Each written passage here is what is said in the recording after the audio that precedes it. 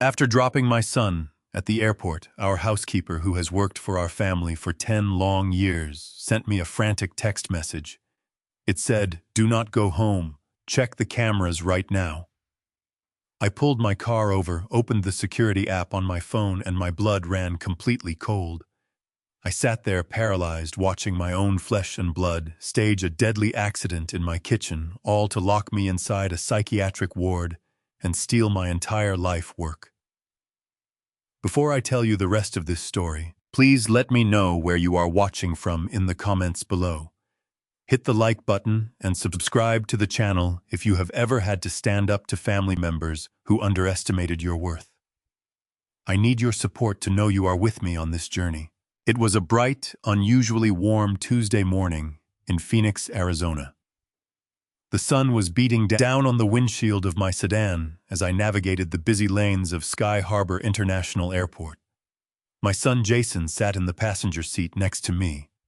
He is 45 years old, a grown man, but to me he was still the boy I had spent 4 decades providing for. I built a massive freight and logistics company from a single used truck just to make sure he would never have to struggle a day in his life. Jason was dressed in a sharp navy suit, tapping away on his phone. He told me he was flying to London for a 2-week business trip. He said it was a crucial expansion deal for the company.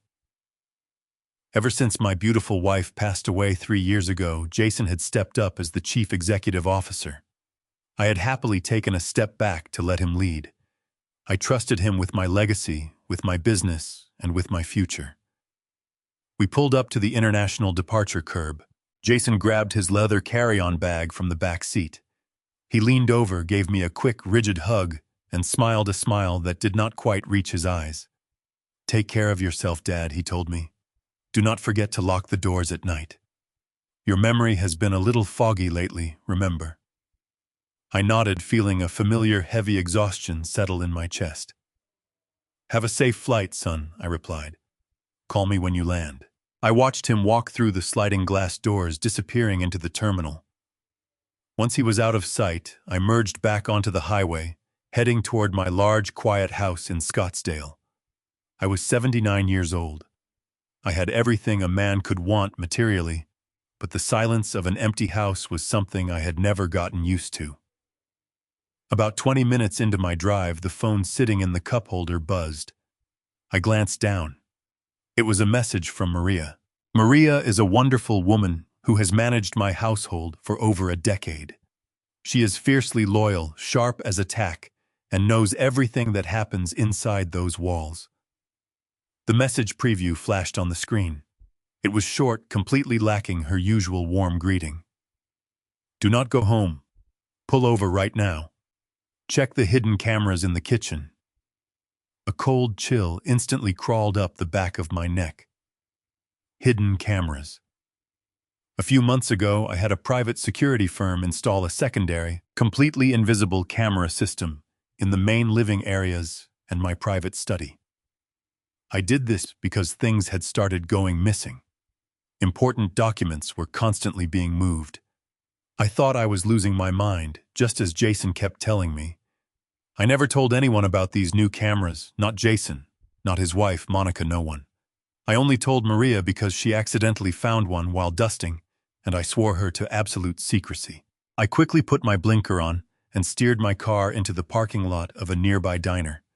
I threw the gear shift into park. My hands were shaking. I unlocked my phone, opened the secure application, and tapped on the live feed for the kitchen. The high-definition video buffered for a second before the image appeared. What I saw made my breathing stop entirely. Jason was standing right there in the middle of my kitchen. He was not in London. He was not at the airport. He had clearly walked straight out of the departure doors, gotten into a taxi, and come straight back to my house. But he was not alone. His wife, Monica, was standing next to the Marble Island counter. She was holding my daily pill organizer. I watched through the crisp, clear video feed as she popped open the plastic compartments. One by one, she dumped my vital blood pressure and heart medications straight down the sink drain. She flipped the switch for the garbage disposal grinding my life-saving pills into nothing but dust. "What on earth are they doing?" I whispered aloud to the empty car. Then Jason moved toward the heavy industrial gas stove. He looked around cautiously, making sure the blinds were completely shut. Then he reached his hands forward and grabbed the thick metal knobs. I watched him manually twist 4 of the gas valves. He turned them just enough to open the gas lines, but he deliberately did not ignite the flames. Raw, invisible gas was quietly flooding into my kitchen. Meanwhile, Monica opened the refrigerator. She pulled out a gallon of milk, opened the lid, and poured it directly onto the polished floor. She grabbed several leftover containers, leaving them wide open on the countertops to rot. They were deliberately destroying the cleanliness and safety of my home. I felt a sickening knot form deep in my stomach as the reality of their actions finally became clear to me. They were not simply stealing from a safe. They were actively staging a highly dangerous, chaotic environment.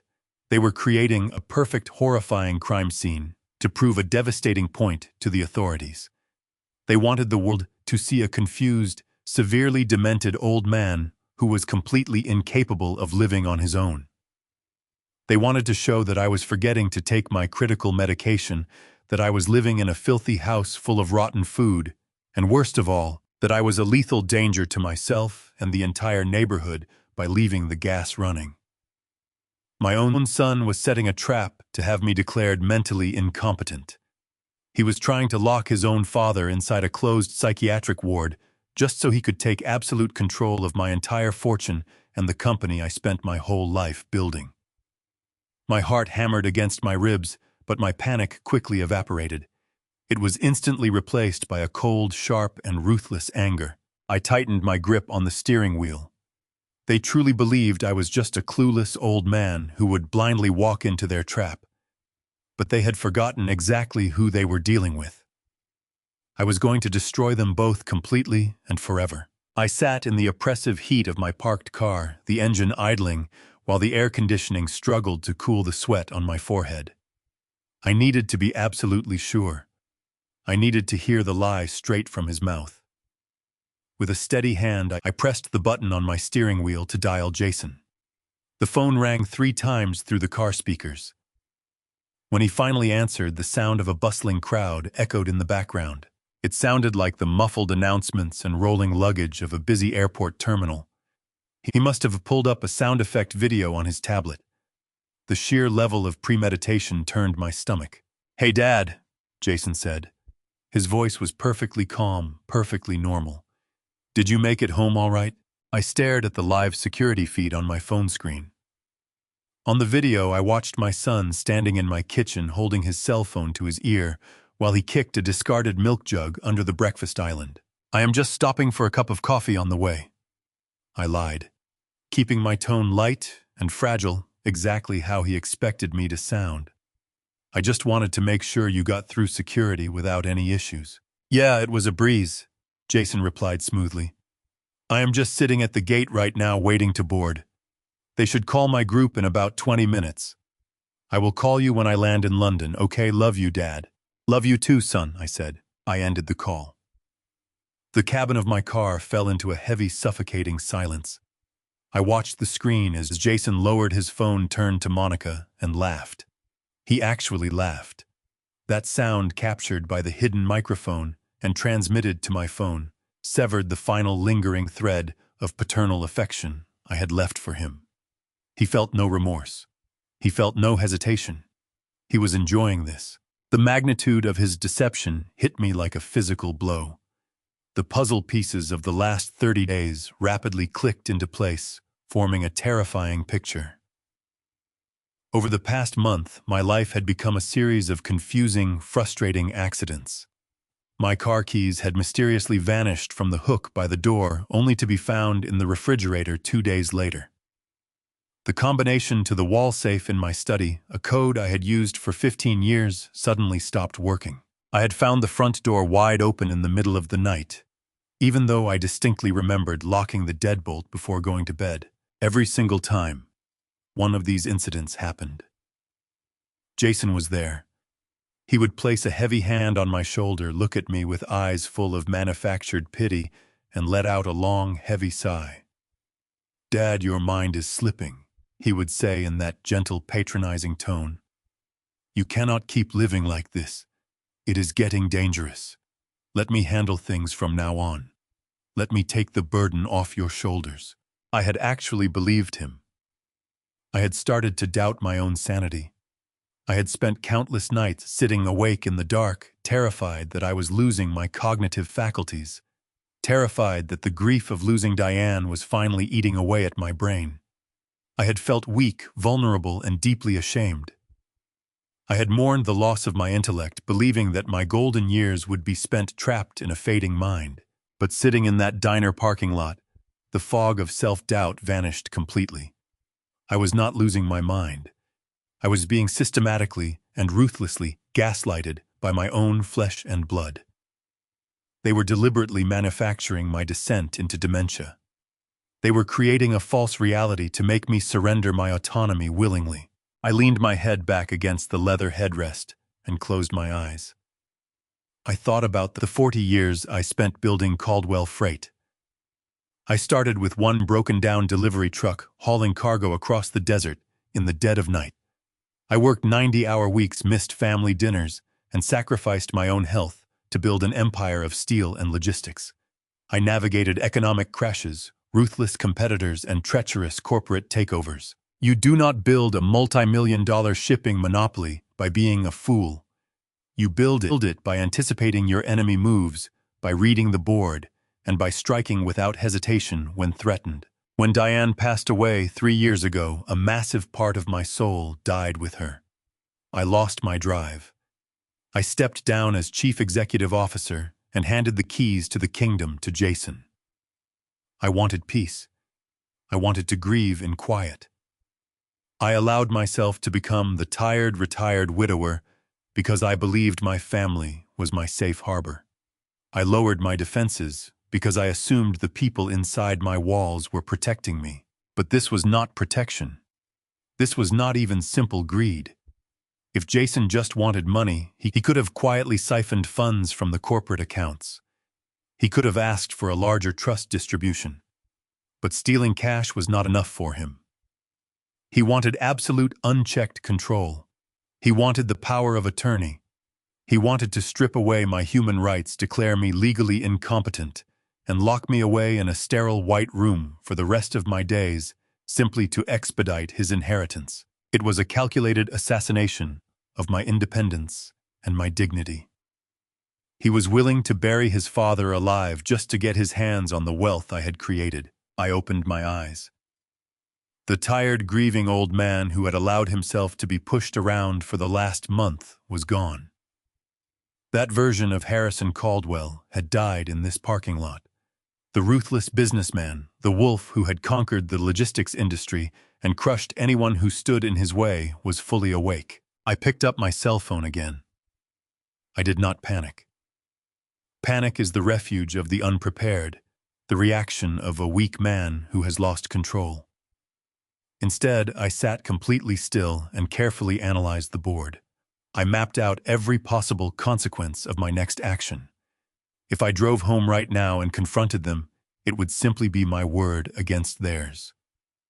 They had already laid the groundwork perfectly.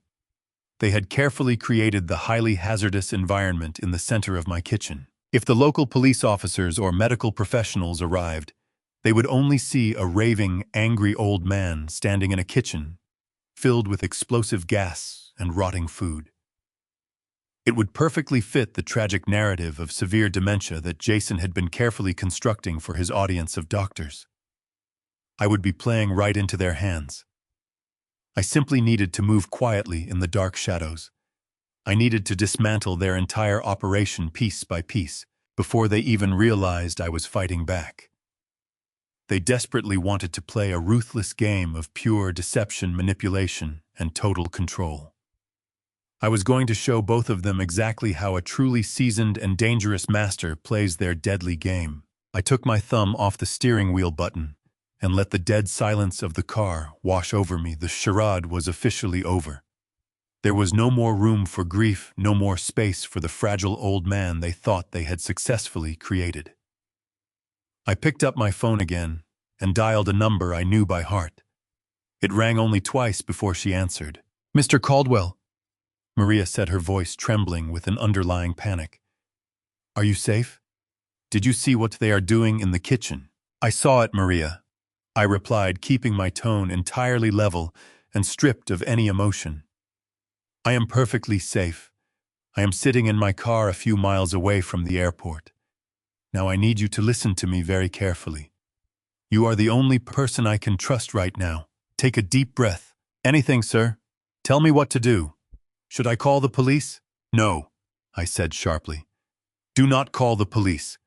The police will walk into a house smelling of gas filled with rotting food, and they will see two concerned family members ready to testify that I have lost my mind. We need absolute, undeniable proof before we involve the authorities. I need you to secure the evidence." "The cameras," she whispered. "Exactly," I said. "I need you to go down to the basement utility closet. Behind the old filing cabinets, there is a small black server box mounted to the wall. That is the master hard drive for the hidden security system. I need you to disconnect it, put it inside your bag, and leave the house immediately." "What if they see me?" she asked, her breathing quickening. "They are busy staging their little theater in the kitchen," I assured her calmly. "Take the servant stairs down to the basement. Once you have the drive, do not use the front door. Go out through the garden, use the back service gate, and walk 2 blocks down the street before you call a taxi. Do not let them see you leave." "Okay," she said, her voice steadying as my confidence anchored her. "Where do I go once I am in the taxi?" "Tell the driver to take you to the public library in downtown Phoenix. Go to the 3rd floor reading room and wait for me there. Do not text me, and do not answer any calls from Jason or Monica." "I understand, Mr. Caldwell. I am heading to the basement right now." I hung up the phone and placed it carefully on the passenger seat. I shifted the car into drive and pulled out of the diner parking lot, merging back onto the sunlit highway. The drive toward downtown Phoenix would take me about 30 minutes. I kept my speed exactly at the legal limit. I could not afford to get pulled over. I could not afford to make a single mistake. Every passing mile marker felt like a stark reminder of the massive illusion I had been living inside. For years, I had proudly watched Jason wear the expensive suits I bought for him, drive the luxury vehicles my company paid for, and live in the pristine neighborhoods my wealth had secured. I had genuinely believed that my unwavering generosity would forge an unbreakable bond of loyalty between us. Instead, that same generosity had only fed a monstrous, insatiable entitlement. He did not simply want to inherit my legacy when my time naturally came to an end. He wanted to aggressively tear it from my living hands. The quiet hum of my sedan engine provided a rhythmic backdrop to my racing thoughts. I needed to carefully deconstruct the intricate web he had spun around me. I needed to understand the exact mechanics of Jason Trapp. Creating a hazardous environment in the kitchen was only half of the equation. Locking me in a psychiatric ward would remove me from the picture, but it would not automatically give him control of my assets. The courts would normally appoint an independent conservator to manage my estate. Jason would never leave a fortune of that magnitude in the hands of a court-appointed stranger. He needed a direct legal key to my vaults. Then a memory struck me with the violent force of a physical blow. The realization hit my chest so hard that I actually gasped for air in the empty car. Last Thursday. It was late in the afternoon, just as the sun was dipping below the horizon. Jason had rushed into my study, his face flushed and his tie loosened. He had a thick stack of manila folders in his hands. He told me that we were closing the acquisition of a massive commercial warehouse district in Nevada. He said the sellers were demanding an immediate signature to finalize the escrow transfer before the end of the business day. He was talking fast pacing around my desk, deliberately creating an atmosphere of urgent, chaotic panic. "Dad, I just need your signature on the authorization forms," he had said, pointing to a stack of papers marked with bright yellow sticky notes. "The lawyers have already reviewed everything. If we do not sign this right now, we lose a $10 million deal. Please just sign where the tabs are. I had been so tired that day. My mind had felt foggy from the constant gaslighting. I had looked at my son, trusted his frantic urgency, and signed my name on the dotted lines without reading the fine print. I had signed 5 different documents. My hands gripped the steering wheel until my knuckles turned completely white. Those documents were not real estate authorizations. That was the loaded gun. He had rushed me into signing a comprehensive medical and financial power of attorney. He had legally weaponized my signature against me. By signing those papers, I had unknowingly granted Jason the absolute legal authority to make all of my medical decisions and access every single one of my personal and corporate bank accounts. He had crafted a flawless, terrifyingly efficient plan. Stage the house to look like a disaster zone. Bring in a corrupt or naive doctor to evaluate the scene. Have me forcibly removed from the premises under an involuntary psychiatric hold. Once I was locked behind the heavy metal doors of a memory care facility, my phone would be confiscated. I would have no access to the outside world. And the very second those doors locked, Jason would march into my private bank with that signed power of attorney. He would empty my $15 million personal trust. He would seize total operational control of Caldwell Freight.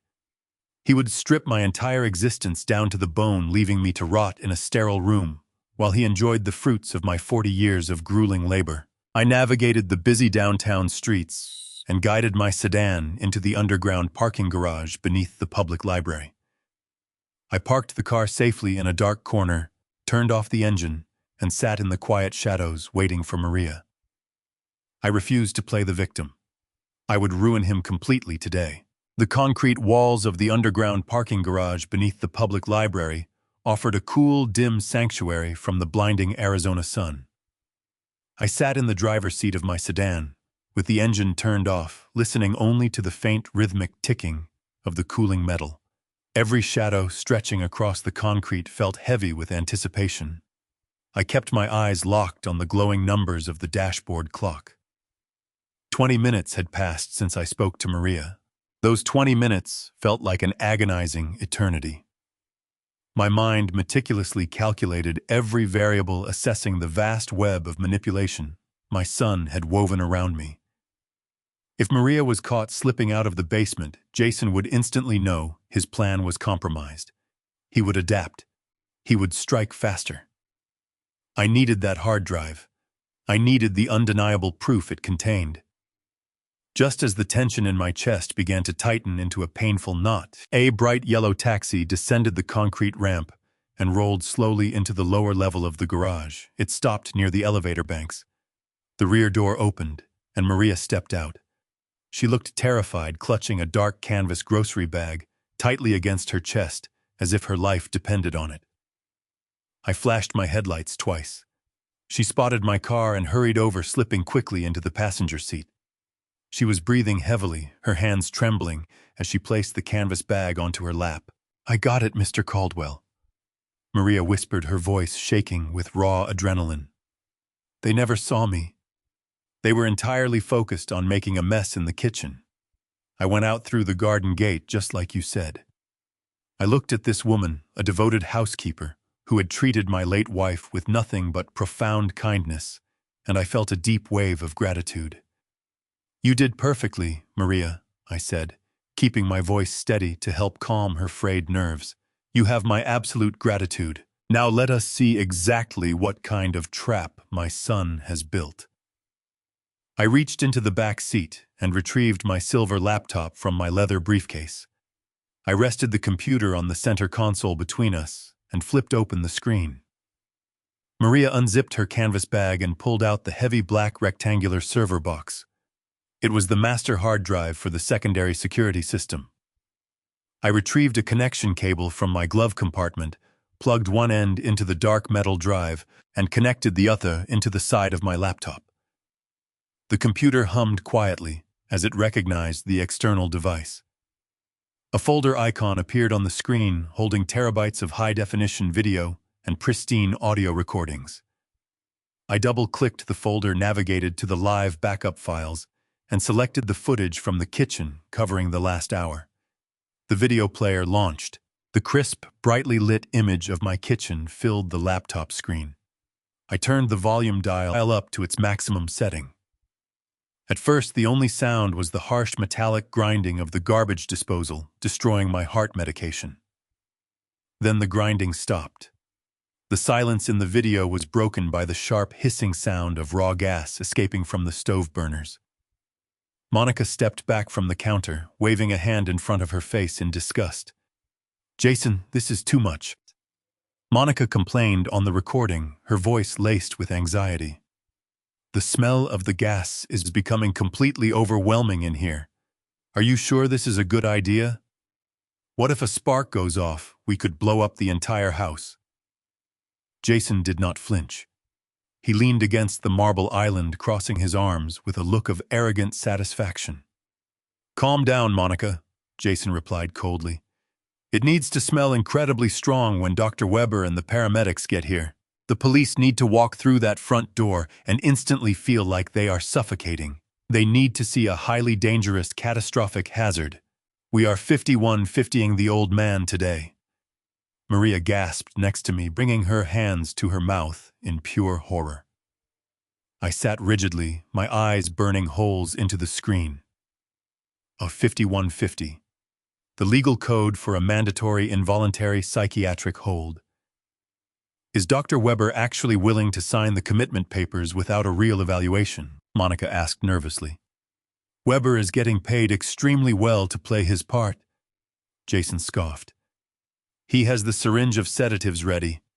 As soon as my dad walks through that door, Weber will declare him a violent danger to himself and the public. The paramedics will strap him into a straitjacket for his own safety. Once he is locked inside the closed memory care ward, he loses his phone, he loses his freedom, and his signature becomes legally worthless. With the power of attorney, I tricked him into signing. Last week, the entire company is mine. All 15 million in his trust fund is mine. He will never see the outside of that asylum again. The video continued to play, but I had heard absolutely everything I needed to hear. I reached out and closed the laptop, letting the screen snap shut with a firm, final click. The dark silence of the parking garage surrounded us once more. Beside me, Maria was quietly crying, tears of shock and betrayal streaming down her face. She had practically helped raise Jason, and now she was listening to him casually plan my permanent imprisonment. This was not simply an attempt to steal my money. It was a calculated, premeditated strategy to strip away my fundamental human rights. They were planning a legal kidnapping. If I had simply driven home from the airport, I would have walked blindly into an inescapable nightmare. I would have been ambushed by a corrupt doctor, injected with heavy sedatives against my will, and dragged away in restraints, while my own son played the role of the weeping, concerned family member. I would have vanished into the terrifying black hole of the psychiatric care system, entirely cut off from my lawyers, my bank accounts, and my voice. Jason had armed himself with a weapon far more dangerous than a gun. He had armed himself with medical authority.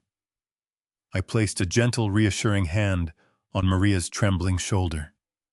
"Do not cry for them, Maria," I said, my voice hardening into solid steel. "They have chosen their path. They thought they could bury me alive and walk away wealthy, but they made a fatal miscalculation. They gave me time, and they left me with my freedom." I placed the laptop back into my leather briefcase and carefully stowed the master hard drive under the front passenger seat. I looked closely at the digital dashboard clock. The downtown banks were still fully open. Jason thought he had all the time in the world to spring his trap. He thought I was driving slowly toward my doom.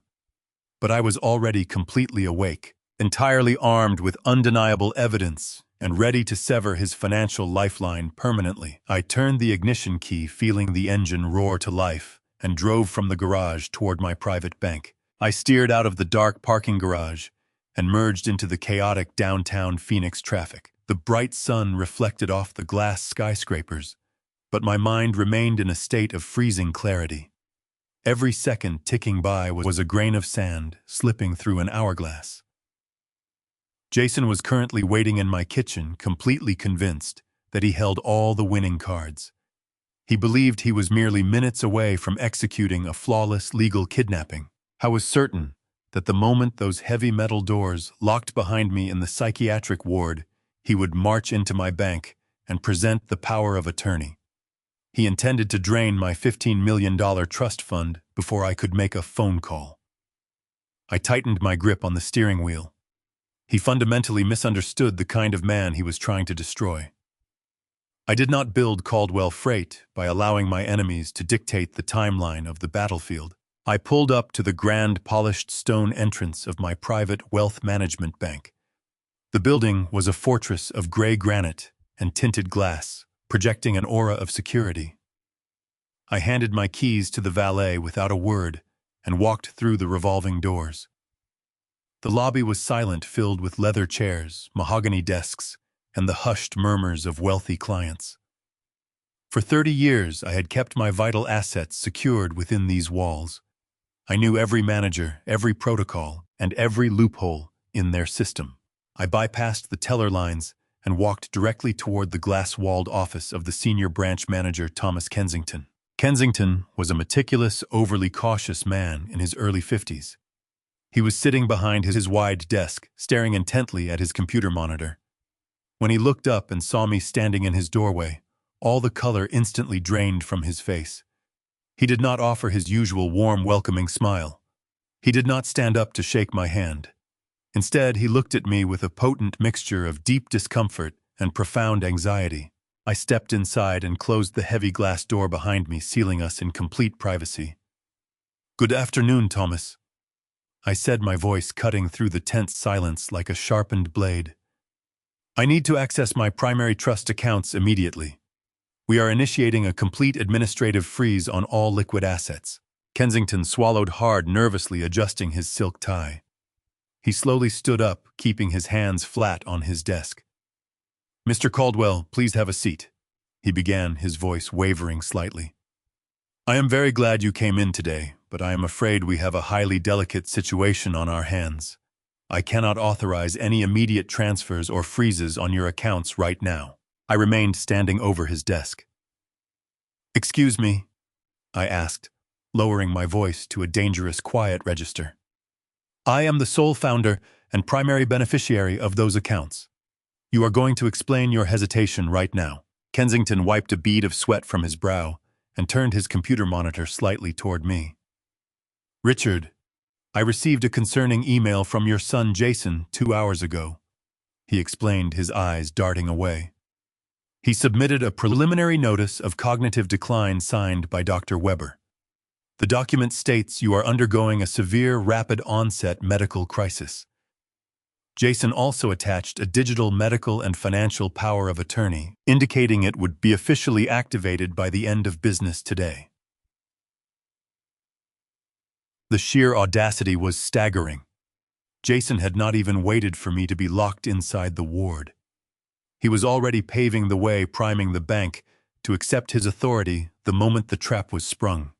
He had planted the seed of doubt in Kensington's mind. The manager was looking at me not as a corporate titan, but as a fragile old man rapidly losing his grip on reality. "Jason instructed our legal department to place a temporary hold on your outgoing transactions," Kensington continued, softly, treating me as if I might shatter. "He warned us you might attempt to make erratic financial decisions today. He asked us to keep you comfortable and wait for his arrival. Richard, I have to follow protocol. Given the medical documentation provided, I cannot legally allow you to alter the trust." A profound, simmering rage ignited in the very center of my chest. I recognized exactly what Jason was doing. He was using the heavy bureaucracy of the financial system as a weapon to strip away my autonomy. He was relying on the bank's fear of liability to neutralize my power. I did not raise my voice. I did not shout. Shouting is what a confused, panicked victim does, and I was not a victim. I leaned forward, placing both of my hands firmly on the polished wood of his desk, forcing him to look directly into my eyes. "Thomas, look at me very closely. I commanded, my tone dripping with absolute authority and icy resolve. Do I look like a man who is experiencing a cognitive collapse? Do I sound like a man who does not understand exactly what is happening inside his own financial portfolio? Kensington hesitated, looking deeply into my unwavering stare.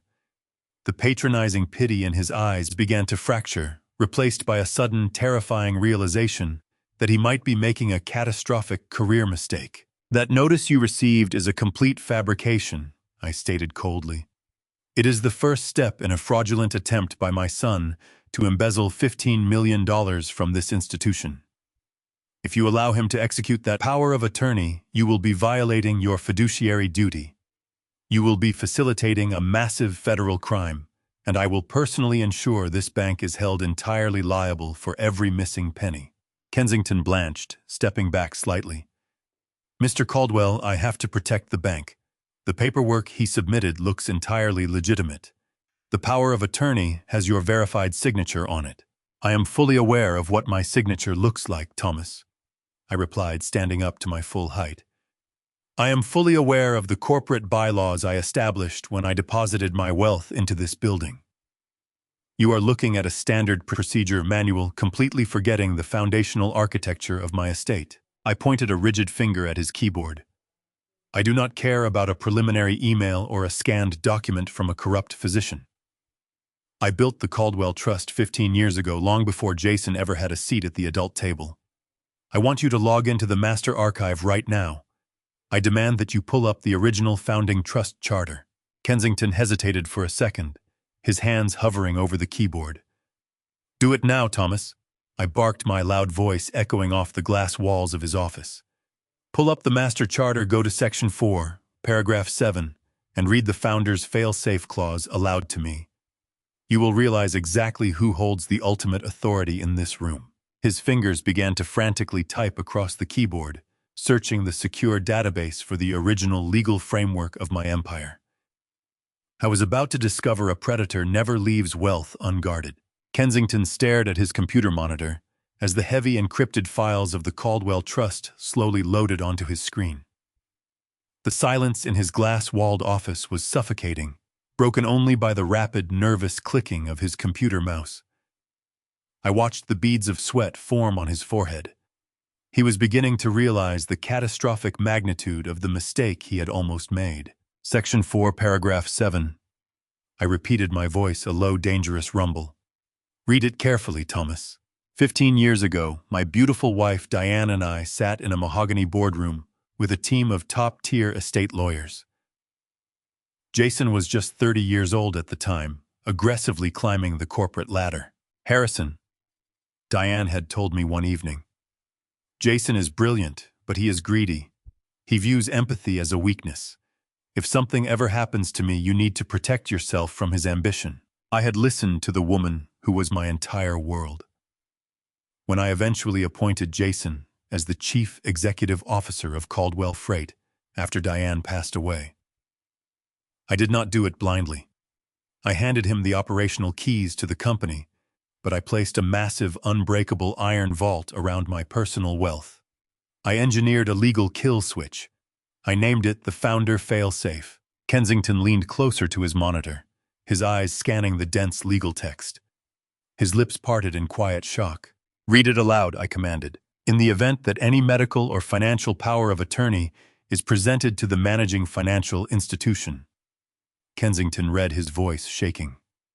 Said document is immediately rendered null and void if the primary founder, Harrison Caldwell, presents himself physically at the institution and issues a direct verbal countermand. The founder retains absolute unchallengeable authority to instantly freeze all assets, overriding any external medical directives. He slowly turned his head to look at me. The patronizing pity was completely gone, replaced by a profound, trembling respect. He realized that the piece of paper Jason had emailed him was entirely worthless. That clause was designed specifically for predators, I told him, holding his frightened gaze. I anticipated that someone might one day attempt to use my age as a weapon against me. I secured my perimeter long before my son even knew a war was possible. Now, Thomas, I am standing physically in your office. I am issuing a direct verbal countermand. I want the fail-safe activated right now. Kensington frantically wiped his brow with a tissue. Yes, Mr. Caldwell. I understand completely. I sincerely apologize for my initial hesitation. I was merely trying to follow the preliminary medical documentation we received. Your apologies are irrelevant, I said coldly. Focus your energy on your keyboard. I want an absolute administrative freeze placed on the $15 million personal trust fund. Revoke all secondary access privileges immediately. Cancel all debit cards, freeze all connected checking accounts, and completely wipe Jason Caldwell from the authorized user registry. I watched Kensington type furiously. The satisfying sound of his keystrokes echoed like a gavel striking a judge block. He was systematically severing the financial lifeline my son was relying on. Jason had spent an entire month meticulously staging my descent into madness. He had hired a corrupt doctor. He had arranged for a private ambulance. He had thrown away my life-saving medication. He had done all of this under the absolute certainty that his forged power of attorney would unlock the kingdom. He was currently standing in a gas-filled kitchen, grinning at the thought of his impending wealth. The freeze is fully active, Richard, Kensington said, looking at a confirmation screen. The $15 million trust is entirely locked down. No one, not even a judge with a court order, can access these funds without your direct in-person biometric verification. Good, I replied, pulling my cell phone from my jacket pocket. But a freeze is only a defensive maneuver. We are moving to an offensive strategy. We are going to drain the battlefield. I scrolled through my contacts and pulled up the direct line for Jonathan Pierce, my ruthless corporate attorney.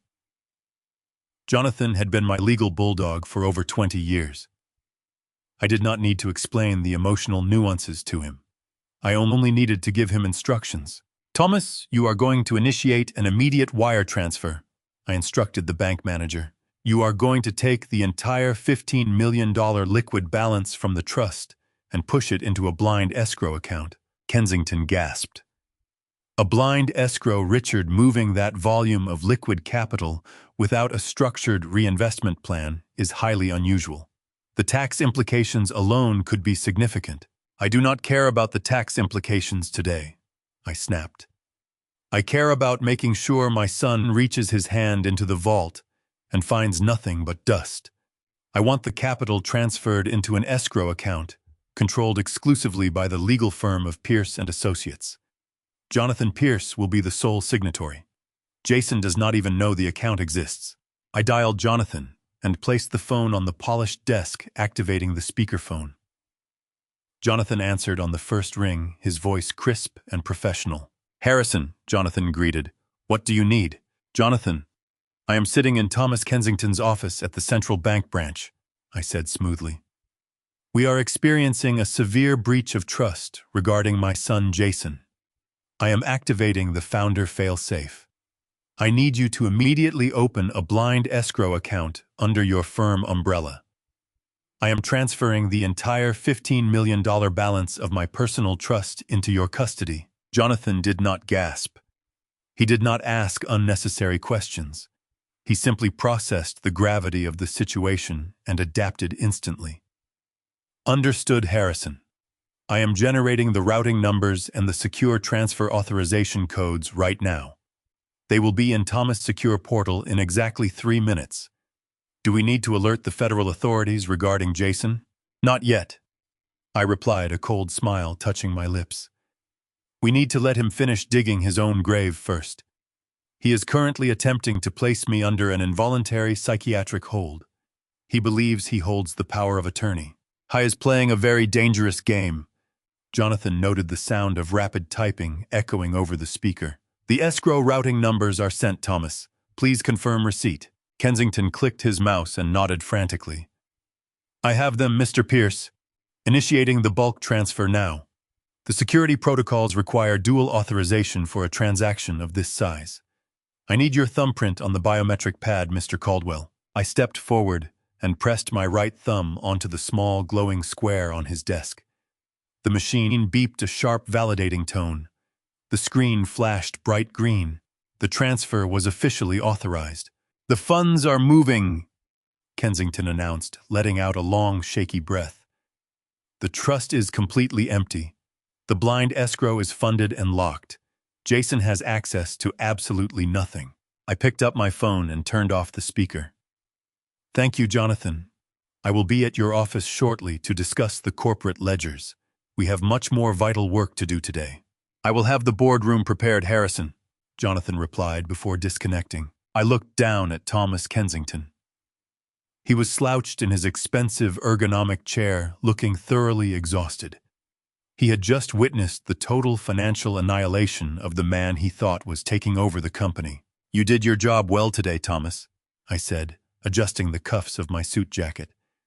"But if you ever accept an email regarding my cognitive state without calling me directly again, I will move my remaining corporate accounts to your biggest competitor by the end of the week." "It will never happen again, Mr. Caldwell. You have my absolute word," he stammered. I turned and walked out of his glass office, striding through the quiet bank lobby, with my head held high. The fragile, confused old man was officially dead.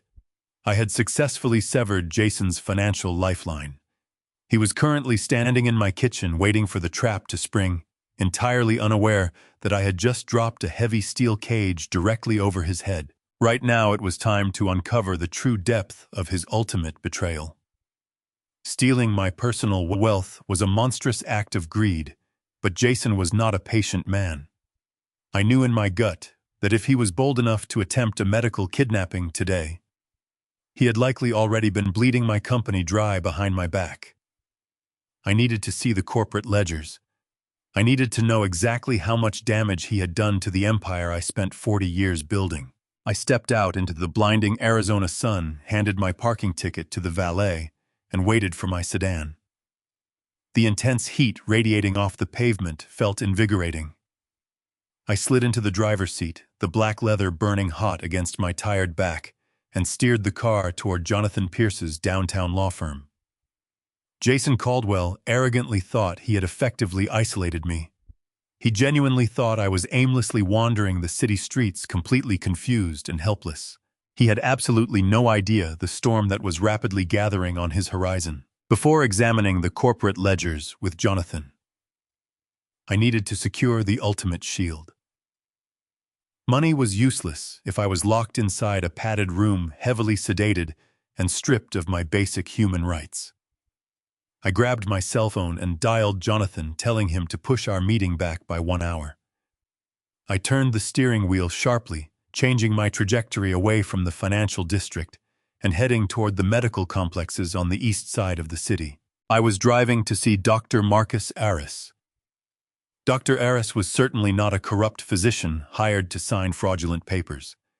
He was a highly respected board-certified neurologist who had managed my health for 20 years. He knew my medical history intimately, and more importantly, he knew the sharp, unyielding nature of my mind. The heavy traffic on the interstate gave me time to reflect on the silent battle I had been fighting inside my head over the past month. When Jason began his insidious campaign of gaslighting, when my keys disappeared and doors were mysteriously left unlocked, a dark, suffocating fear took root in my chest. I genuinely believed my cognitive faculties were failing. The terror of losing my memory and forgetting the beautiful life I built with Diane was worse than any physical pain. But I was not a man who surrendered to fear without empirical data. 3 weeks ago, while Jason thought I attended a grief counseling seminar, I secretly drove myself to the clinic of Dr. Aris. I demanded a comprehensive neurological evaluation. I sat through hours of rigorous cognitive testing. I completed complex memory puzzles, spatial awareness examinations, and rapid problem-solving scenarios. I lay perfectly still inside an MRI machine, allowing scanners to map my brain. I wanted the absolute truth, no matter how devastating. When Dr. Aris called me into his office 2 days later, I braced myself for a terminal sentence. Instead, he smiled warmly and handed me a pristine medical report. He told me my brain was completely healthy. He laughed, saying my cognitive processing speed and memory retention functioned at the level of a healthy 40-year-old man. The misplaced keys and forgotten combinations were not symptoms of a dying mind. They were manifestations of profound grief and exhaustion. The relief I felt that day was indescribable, but I kept the results a complete secret. I did not want to burden Jason with my foolish paranoia, unaware he was the architect of my nightmare. Now that secret validation was about to become my absolute legal immunity. I pulled into the parking garage of the neurological clinic and walked through the automatic glass doors.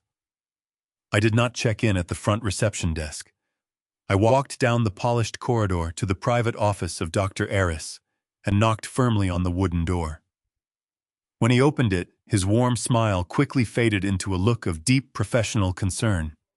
He saw the cold resolve in my eyes. I stepped into his office and closed the door behind me, sealing us in complete privacy. I did not waste time with pleasantries. I told him exactly what was happening in my home at that very moment.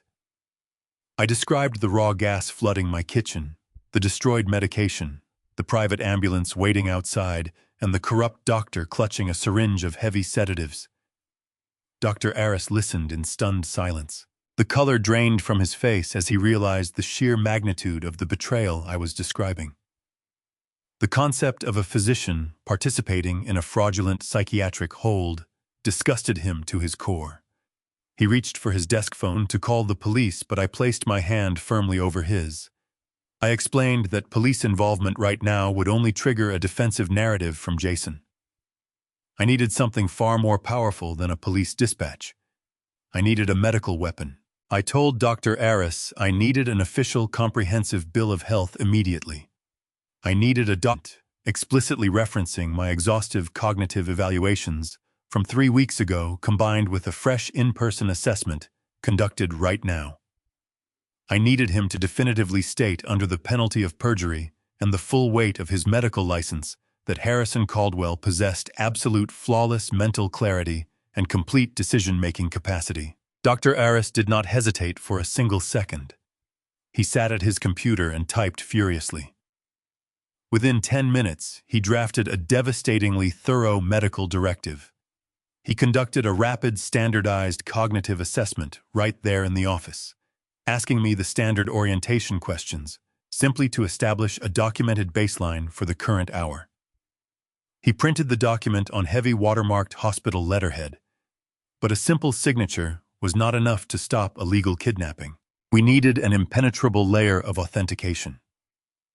Dr. Aris called his clinical administrator, a licensed public notary, into the office. She verified my identification, watched Dr. Aris sign the document, and stamped the heavy notary seal directly onto the bottom of the page. Finally, she wrote the exact time and date in bright blue ink. The document was time-stamped for today at exactly 1:45 in the afternoon. I held the crisp document in my hands, feeling the raised texture of the notary seal beneath my fingertips. This single piece of paper was a bulletproof vest. It was an absolute, unchallengeable medical shield. If Jason and his corrupt hired physician attempted to lay a single hand on me, if they tried to claim I was a danger to myself or completely detached from reality, this document would instantly reduce their entire narrative to dust. Dr. Weber would look at this paper, recognize the signature of a highly decorated neurologist, and realize that injecting me with a sedative would guarantee the immediate loss of his medical license and a lengthy federal prison sentence for medical malpractice and kidnapping. I carefully folded the document and slid it into the inner breast pocket of my suit jacket, placing it directly over my heart. I thanked Dr. Aris for his swift action and his unwavering integrity. He told me to be incredibly careful, warning me that a desperate man backed into a corner is capable of unspeakable violence. I assured him that Jason was a coward who hid behind manipulated paperwork and fake airport background noises, and cowards always shatter when confronted with undeniable authority. I walked out of the clinic and stepped back into the intense Arizona heat. The heavy, suffocating anxiety that had plagued me for an entire month was completely eradicated. My mind was sharp, my finances were secured in a blind escrow account, and my physical freedom was now legally guaranteed. I unlocked my car and settled back into the driver's seat. I was no longer a confused, grieving father, mourning the loss of his family. I was a fully armored corporate titan, preparing for total war. I started the engine, shifting focus to the next crucial objective. It was finally time to drive downtown, sit in a secure boardroom with Jonathan Pierce, and tear open the financial ledgers of Caldwell Freight to expose the true sinister motive behind the desperate betrayal of my son. I navigated the heavy downtown traffic and pulled into the underground parking structure beneath the sleek glass tower that housed Pierce and Associates. My mind was remarkably clear, the adrenaline sharpening my focus. I took the private elevator straight to the top floor. Jonathan Pierce was already waiting for me in the main conference room. The large mahogany table was covered with open laptops and thick financial binders. Jonathan looked up as I entered, his sharp eyes evaluating my demeanor. He had expected to see a broken, grieving father. Instead, he saw the man who had ruthlessly built Caldwell Freight from the ground up. I removed my suit jacket, draped it over the back of a leather chair, and placed the notarized medical certificate safely in my breast pocket. I sat down directly across from him. I told Jonathan that my personal $15 million trust was entirely secured in the blind escrow account. I told him my medical autonomy was legally guaranteed by Dr. Aris. The defensive perimeter was fully established. Now it was time to tear into the operational heart of my company. I told Jonathan I needed immediate access to the master internal ledgers for Caldwell Freight. I wanted to see every single transaction, every vendor payment, and every executive withdrawal authorized by my son over the last year and a half. Jonathan nodded grimly. He tapped his keyboard, bypassing the standard executive firewalls using his senior legal credentials. The massive spreadsheets populated the large projection screen on the wall. At first glance, the numbers looked completely ordinary.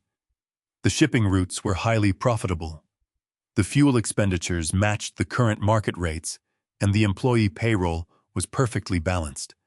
Jason had always been a meticulously smart operator.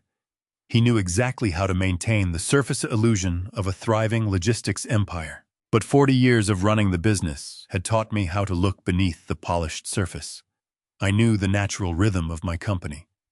I knew the seasonal dips, the expected maintenance costs, and the precise profit margins of our heaviest freight routes. I stood up from my chair and walked closer to the projection screen. I told Jonathan to isolate the international consulting fees and the independent contractor disbursements. Caldwell Freight was a strictly domestic transport company. We hauled cargo across the United States. We rarely utilized expensive overseas consultants. Jonathan filtered the data. A long list of substantial recurring monthly payments appeared on the screen. The transfers began exactly 14 months ago, shortly after Jason had massive sums of money were being wired to 3 distinct consulting firms. The names of the firms were completely generic: Global Logistics Solutions, Apex Freight Advising, and Horizon Transport Consultants. I asked Jonathan to pull the corporate registration records for these specific entities. His fingers flew across the keyboard as he cross-referenced the vendor identification numbers with international business registries. The results flashed on the screen, and the air in the boardroom grew incredibly cold. The 3 companies were not legitimate consulting firms. They were empty shell corporations registered in the Cayman Islands. They had no physical offices, no employees, and no actual clients.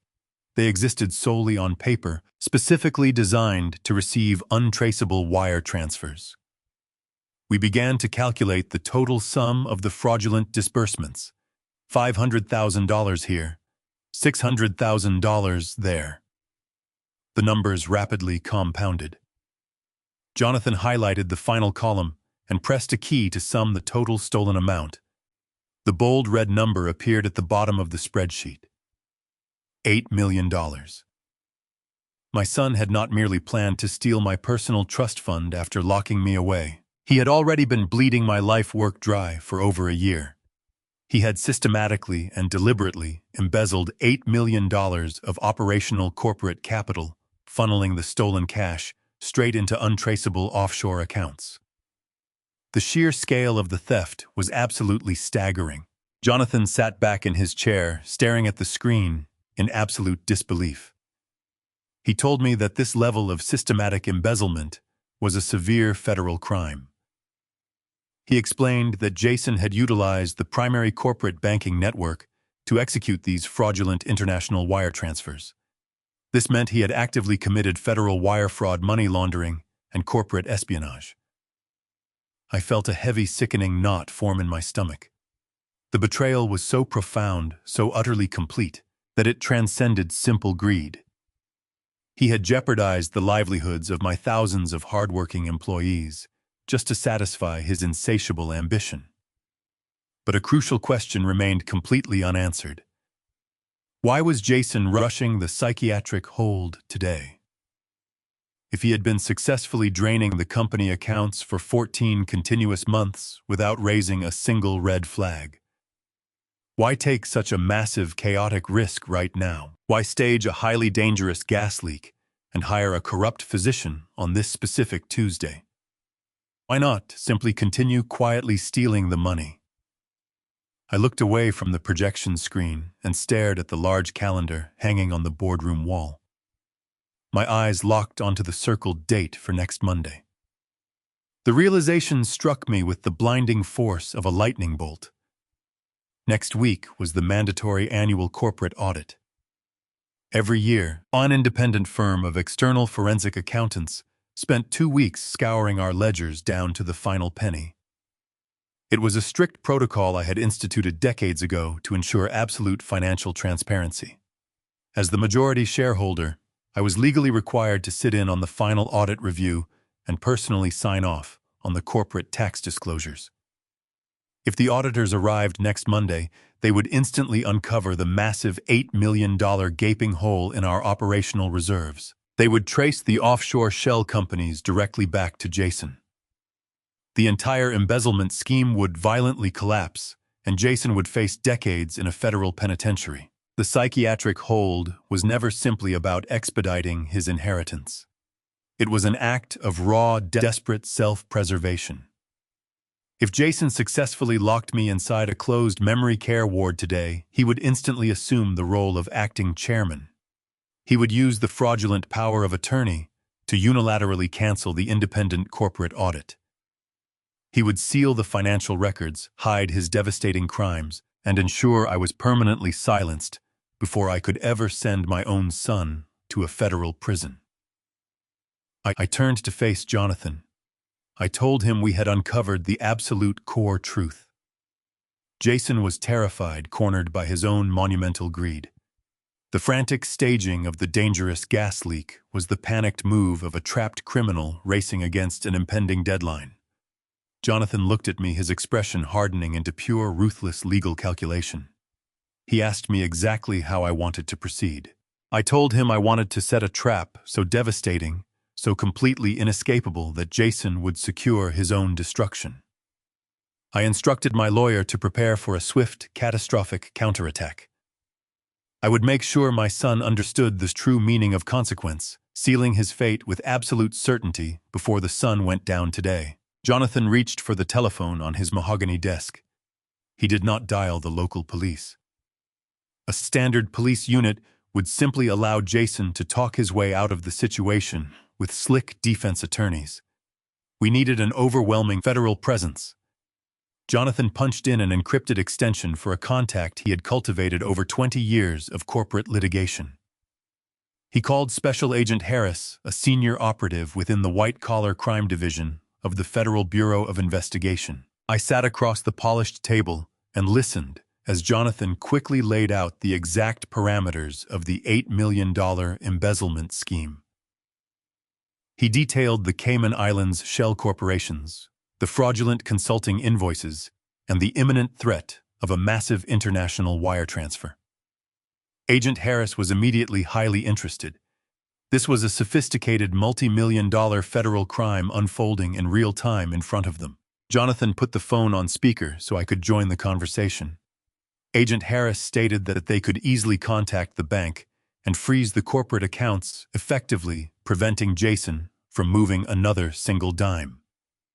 I leaned forward, my voice cutting sharply through the speakerphone. I told the federal agent that a simple freeze was completely insufficient. If Jason saw a frozen account, his survival instincts would kick in. He would abandon the house, drive straight to the airport, and board the next international flight. He would vanish. I wanted him caught red-handed. I wanted him to press the button and seal his own fate. I proposed a far more devastating strategy.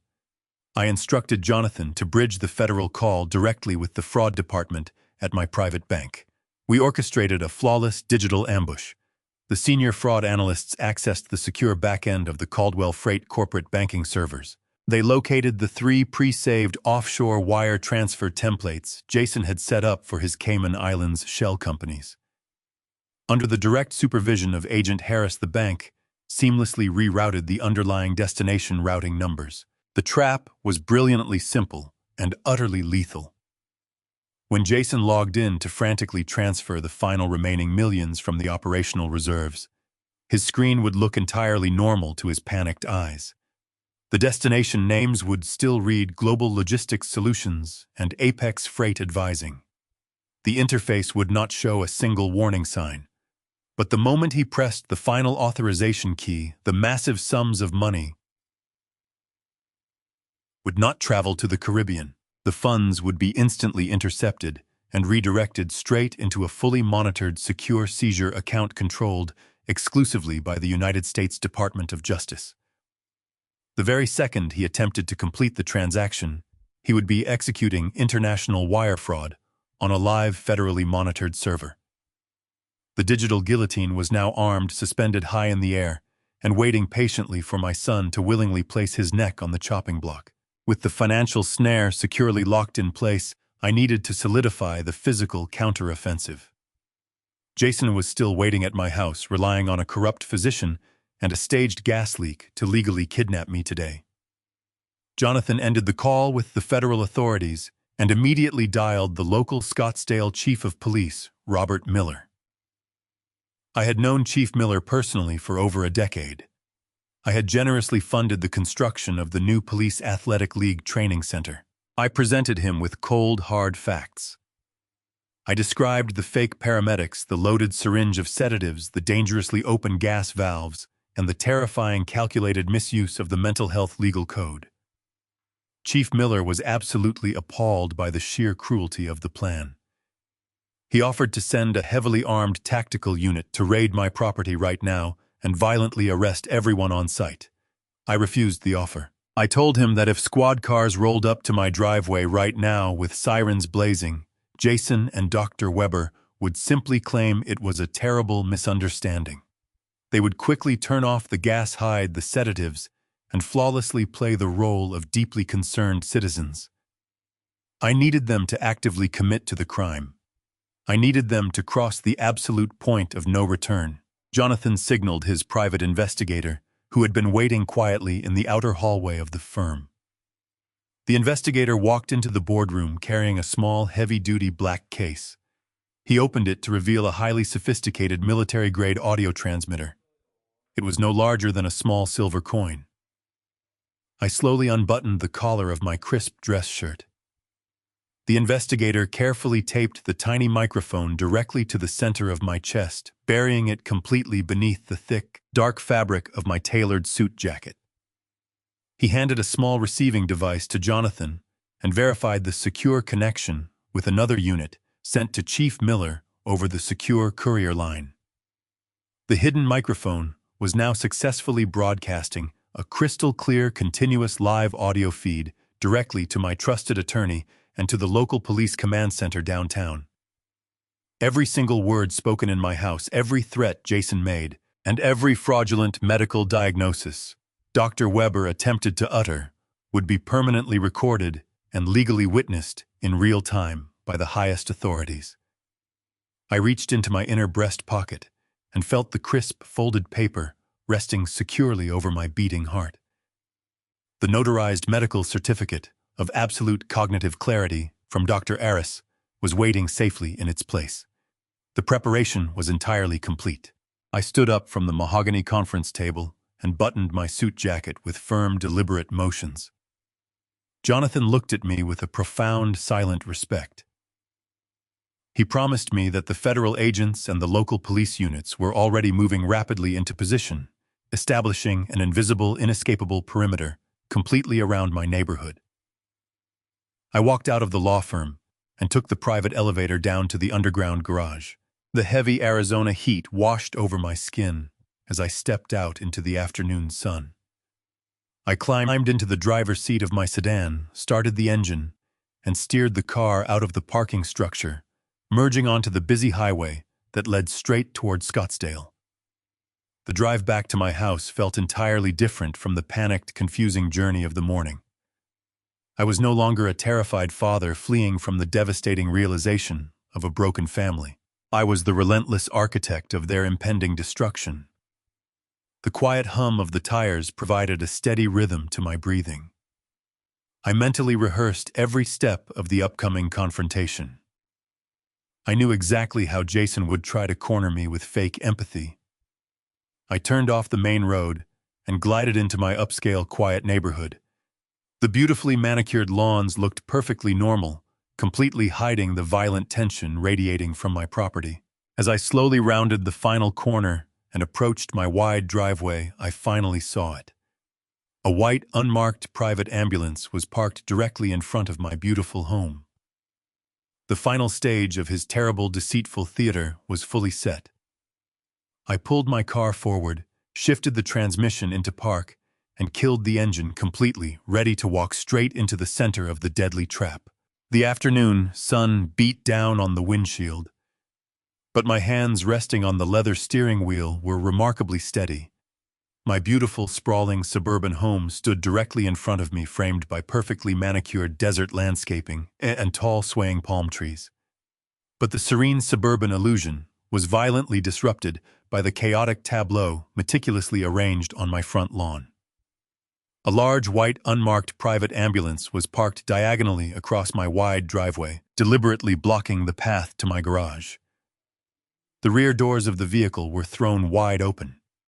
Two massive, broad-shouldered men wearing dark blue paramedic uniforms stood aggressively near the back bumper, holding thick canvas restraints. I stepped out of the sedan, and before my foot even touched the warm concrete, the thick, nauseating stench of raw natural gas hit my face.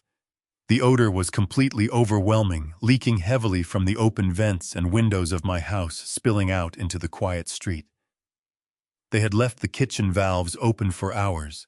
The sheer magnitude of their reckless endangerment was staggering. One single spark, a passing car engine backfiring, or a neighbor lighting a cigarette, could have incinerated my entire property and destroyed half the block. They were perfectly willing to risk the lives of innocent families just to paint me as a catastrophic threat. Standing directly in the center of the green lawn was my son. Jason was pacing back and forth, dragging his hands through his hair, projecting an image of pure, frantic desperation.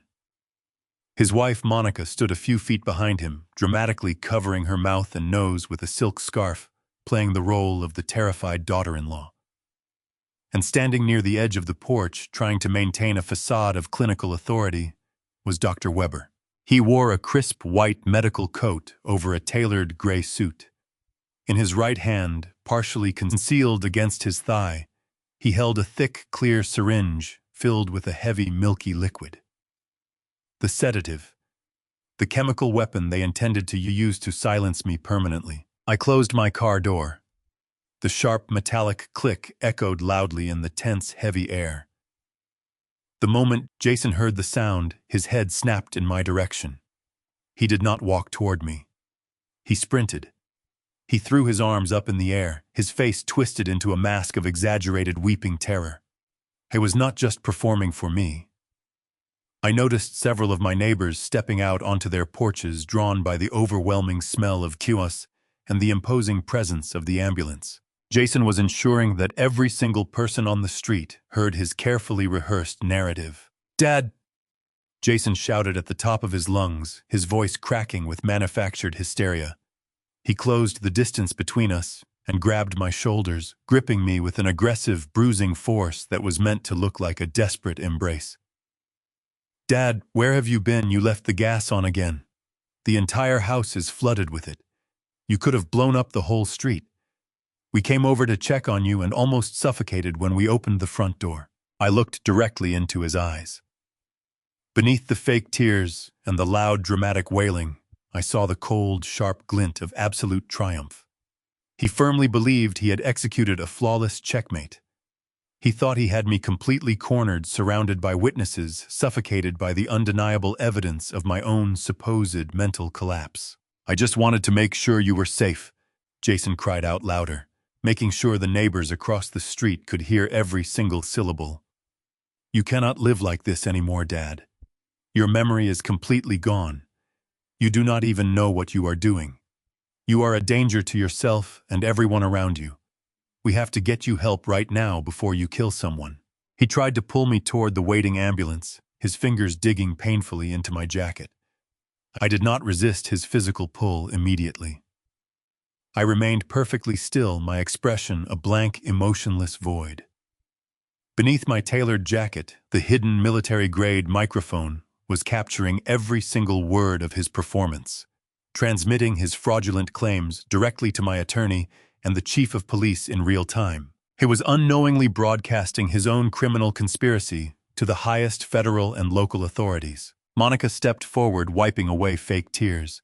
"Richard, please just listen to Jason," she pleaded, her voice trembling with perfect theatrical precision. "We are only doing this because we love you so much. You forgot your heart medication again today. I found your pills scattered all over the kitchen floor next to rotten food. You are completely confused. You need professional, full-time medical supervision." I slowly reached up and removed Jason's hands from my shoulders. I did it with a slow, deliberate strength that made him blink in sudden confusion. He expected me to shout. He expected me to act like a frightened, disoriented old man throwing a temper tantrum.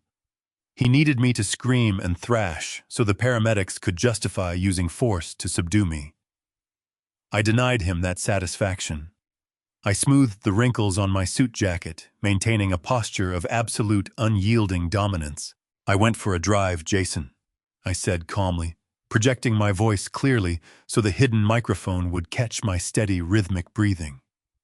"I am perfectly aware of my surroundings, and I know exactly what is happening on my property today." "Dad, you do not know what is happening," Jason countered, his voice rising in an attempt to drown out my calm demeanor. He gestured wildly toward the house. "You turned on the stove and walked away. You are severely demented. You need to get into the ambulance right now." At that exact moment, Dr. Weber stepped off the porch and walked purposefully across the grass. He carried an air of absolute manufactured authority. The two large paramedics flanked him, stepping closer to my vehicle, preparing to physically restrain me if I attempted to flee. Weber stopped 3 feet away from me.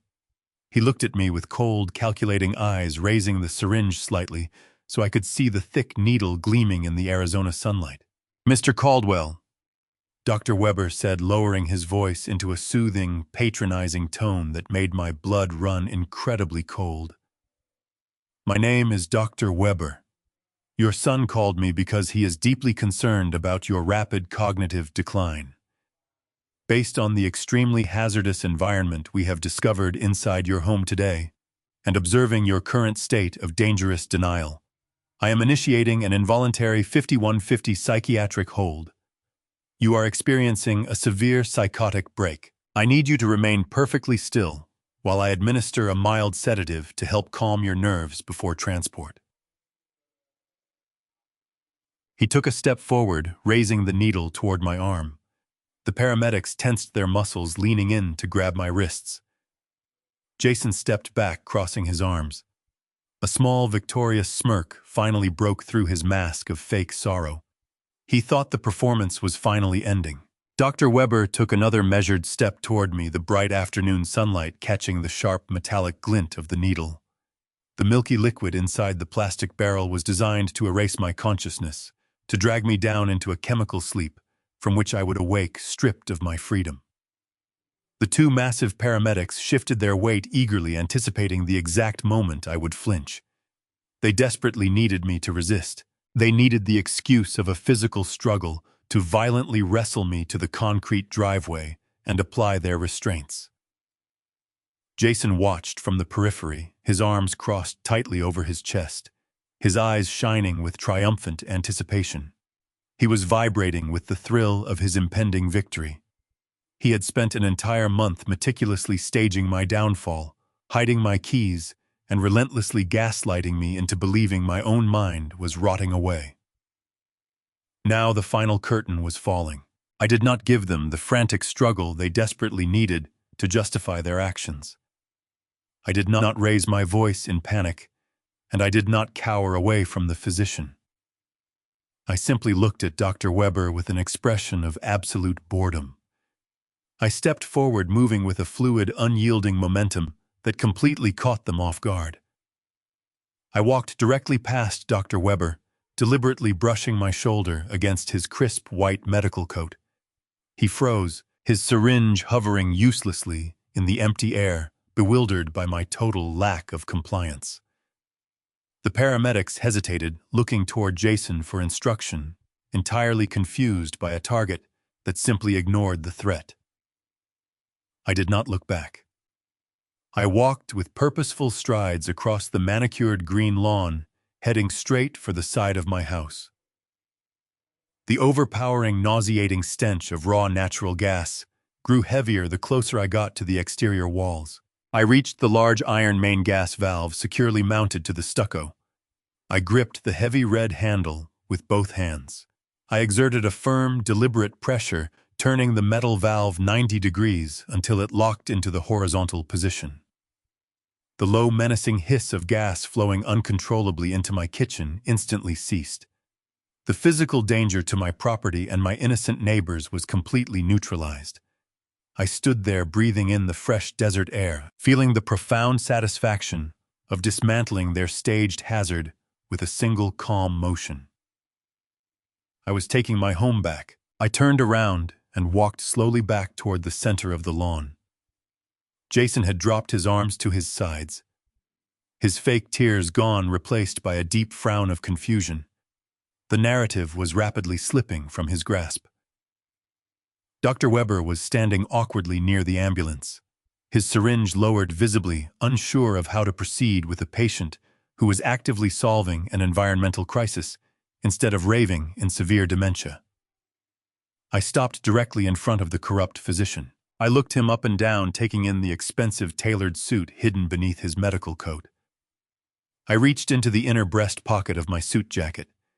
My fingers brushed against the crisp folded paper, resting safely over my steadily beating heart. I withdrew the pristine document, the heavy watermarked hospital letterhead, flashing in the bright sunlight. With a sudden explosive motion, I slapped the document flat against the center of Dr. Weber's chest, forcing him to grab the thick paper to keep it from falling. "Read it," I commanded, my voice dropping to a low, lethal register that carried the unyielding authority of a seasoned corporate titan. "Read every single word on that page, Dr. Weber. Look closely at the signature. Look at the date. Look at the raised blue notary seal stamped at the bottom. That is a comprehensive, legally binding certificate of flawless cognitive health, signed exactly 1 hour ago by Dr. Marcus Aris, the chief of neurology at this city's most prestigious medical center. It explicitly states that my mental faculties function with absolute perfection." Dr. Weber stared down at the paper, his eyes frantically scanning the dense medical terminology and the undeniable legal authentication. The color began to rapidly drain from his face, leaving his skin a sickly ashen gray. "If that needle touches my skin," I continued, stepping closer so he could feel the cold fury radiating from my body, "you are not administering medical care. You are committing felony kidnapping. You are committing severe elder abuse. You are committing catastrophic medical malpractice. And because my hidden microphone is currently transmitting every word you say directly to the chief of police, you will lose your medical license and spend the next 20 years rotting in a federal prison." Dr. Weber stopped breathing. He stared at the raised notary seal as if it were a venomous snake preparing to strike his throat. The terrifying reality of his dire situation crashed down upon him with the devastating force of a falling building. He was not dealing with a confused, isolated senior citizen. He had walked blindly into a highly coordinated, legally impenetrable ambush. The syringe in his right hand began to shake violently. He looked at me, his eyes wide with pure, unadulterated terror. And then he slowly turned his head to look over at my increasingly panicked son. "You told me he was incapacitated," Weber hissed, his voice cracking with absolute panic. "You told me he was severely demented and possessed no legal representation. You lied to me, Jason. You lied." Without waiting for an answer, Dr. Weber let the syringe slip from his trembling fingers. It fell to the hard concrete driveway, shattering the plastic barrel and spilling the milky sedative into a useless puddle. He dropped his expensive leather medical bag onto the grass. He did not care about the specialized equipment inside. He only cared about his own desperate survival. He spun around and sprinted toward his silver luxury sedan parked across the street. He scrambled to unlock the doors, threw himself into the driver's seat, and peeled away from the curb with a loud screech of burning rubber, frantic to put as much distance between himself and the impending federal charges as physically possible. He left his entire professional reputation shattered on my front lawn. The two large paramedics watched the doctor flee in absolute shock. They looked down at the shattered syringe on the ground, then looked back at me standing tall and completely in control of the battlefield. They realized instantly that their lucrative private medical contract was actually a severe criminal conspiracy. Without saying a single word, they turned on their heels, jumped into the cab of the unmarked white ambulance, and slammed the heavy doors. The engine roared to life, and the ambulance reversed wildly out of my driveway, tearing down the quiet street and disappearing quickly around the corner. The massive, intimidating medical threat had completely evaporated in a matter of seconds. I stood on my pristine front lawn adjusting my jacket, the hidden microphone still recording the absolute silence of the neighborhood. Jason was left standing completely alone, entirely abandoned by his hired medical mercenaries, staring at the empty suburban street in a state of total crushing disbelief. The heavy silence pressed down, amplifying his sudden isolation. He slowly turned to face me, his eyes wide, trying to comprehend how his meticulously crafted snare had disintegrated. The arrogant smirk was entirely erased. Jason was governed by stubborn pride. Instead of recognizing his absolute defeat, he chose to double down on his delusion. He pointed a shaking finger at my chest, stammering to project authority. "That document is a fake," he sputtered. "You forged that certificate. Dr. Aris would never sign something like that without tests. You bribed someone to print that on hospital letterhead. You are completely out of your mind, Dad. You are a danger to yourself. The gas proves it. You turned on the stove and wandered off. I am calling the real police right now. When they get here, they will see a crazy old man who forged medical documents to avoid getting the psychiatric help he desperately needs." I looked at him with profound pity. He clung to a rapidly sinking ship, convinced that if he shouted his lies loud enough, reality would bend to his will. He believed this was simply my word against his. He still thought he controlled the narrative of the hazardous kitchen. I did not argue. Arguing is a defensive posture, and I was on the offensive. I walked smoothly towards the open door of my parked sedan. The engine was off, but the electrical system remained active. I slid into the driver's seat and gestured for Jason to step closer. "Come here, Jason," I said calmly. "I want to show you what the police are going to see when they arrive today." He hesitated, his suspicion battling his need to maintain control. Slowly, he walked toward the open car door, his eyes darting around as if expecting another trap to spring. Monica followed closely behind him, her hands trembling, her face pale with mounting terror. They stood just outside the car frame, looking down into the cabin. I pulled my cell phone from my pocket and unlocked the screen. With a few swift taps, I opened the secure application linked directly to the hidden cameras inside my home. I activated the screen mirroring function, casting the high-definition digital feed directly onto the large infotainment display mounted in the center of my dashboard. The bright screen flickered before the crisp, full-color video filled the display. "You spent the last month trying to convince me that my memory is failing," I said, my voice echoing clearly from the interior of the vehicle. "You hid my keys. You changed my safe combinations. You made me doubt my sanity. But I have spent 40 years building a global logistics empire. I do not rely on a failing memory, Jason. I rely on undeniable, irrefutable surveillance." I pressed play. The dashboard screen instantly displayed the wide-angle view of my immaculate kitchen recorded just over an hour ago. The premium surround sound speakers amplified the audio, broadcasting their treachery out into the quiet suburban air. On the screen, Jason and Monica were standing by the marble island. The video showed Jason looking cautiously toward the living room before reaching his hands forward. He gripped the heavy metal knobs of the industrial gas stove. The audio captured the sharp clicking sound of the valves turning, followed immediately by the steady hiss of raw natural gas flooding into the room. He did not ignite the burners. He deliberately left them open. Then the camera angle perfectly captured Monica opening my daily pill organizer. The high-definition lens showed her dumping my vital heart medications directly into the stainless steel sink. She flipped the switch for the garbage disposal, the violent grinding noise echoing loudly from my speakers as the life-saving pills were pulverized into dust. Next, the video showed her opening a gallon of milk, pouring it across the polished hardwood floor, and leaving leftover food containers open to rot. The recorded conversation played with devastating clarity.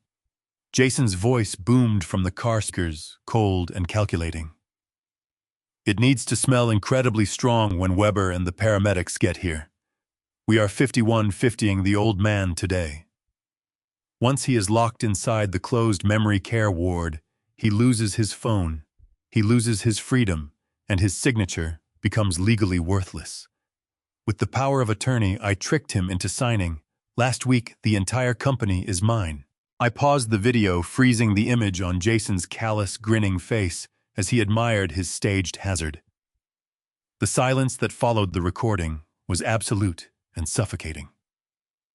The irrefutable digital evidence hung in the air, a massive crushing weight that instantly pulverized his entire narrative. There was no room for denial. There was no space for manipulation. He could not claim I was confused. He could not claim he was a concerned son desperately trying to protect his ailing father. The video proved beyond a doubt that he was a ruthless, calculating predator, attempting to orchestrate illegal kidnapping and commit catastrophic elder abuse. Jason stared at the dashboard screen, his eyes wide and completely unblinking. His mouth opened and closed several times like a suffocating fish pulled from the water, but not a single sound emerged from his throat. The color drained entirely from his face, leaving his skin a sickly, translucent white. He took a stumbling step away from the car, his legs struggling to support his weight. The imposing figure he tried to project mere minutes ago completely collapsed in on itself. I was visually shrinking, reduced to a terrified, cornered criminal who had just realized there was absolutely no escape from the devastating consequences of his actions. He raised his trembling hands to his head, pulling frantically at his hair as a low, guttural moan escaped his lips. The pristine suburban world he thought he had conquered was rapidly dissolving into a living nightmare. Every single lie he had carefully woven over the past month was now securely preserved in high-definition digital storage, waiting to be handed over to a federal prosecuting attorney. Behind him, the illusion shattered completely for Monica.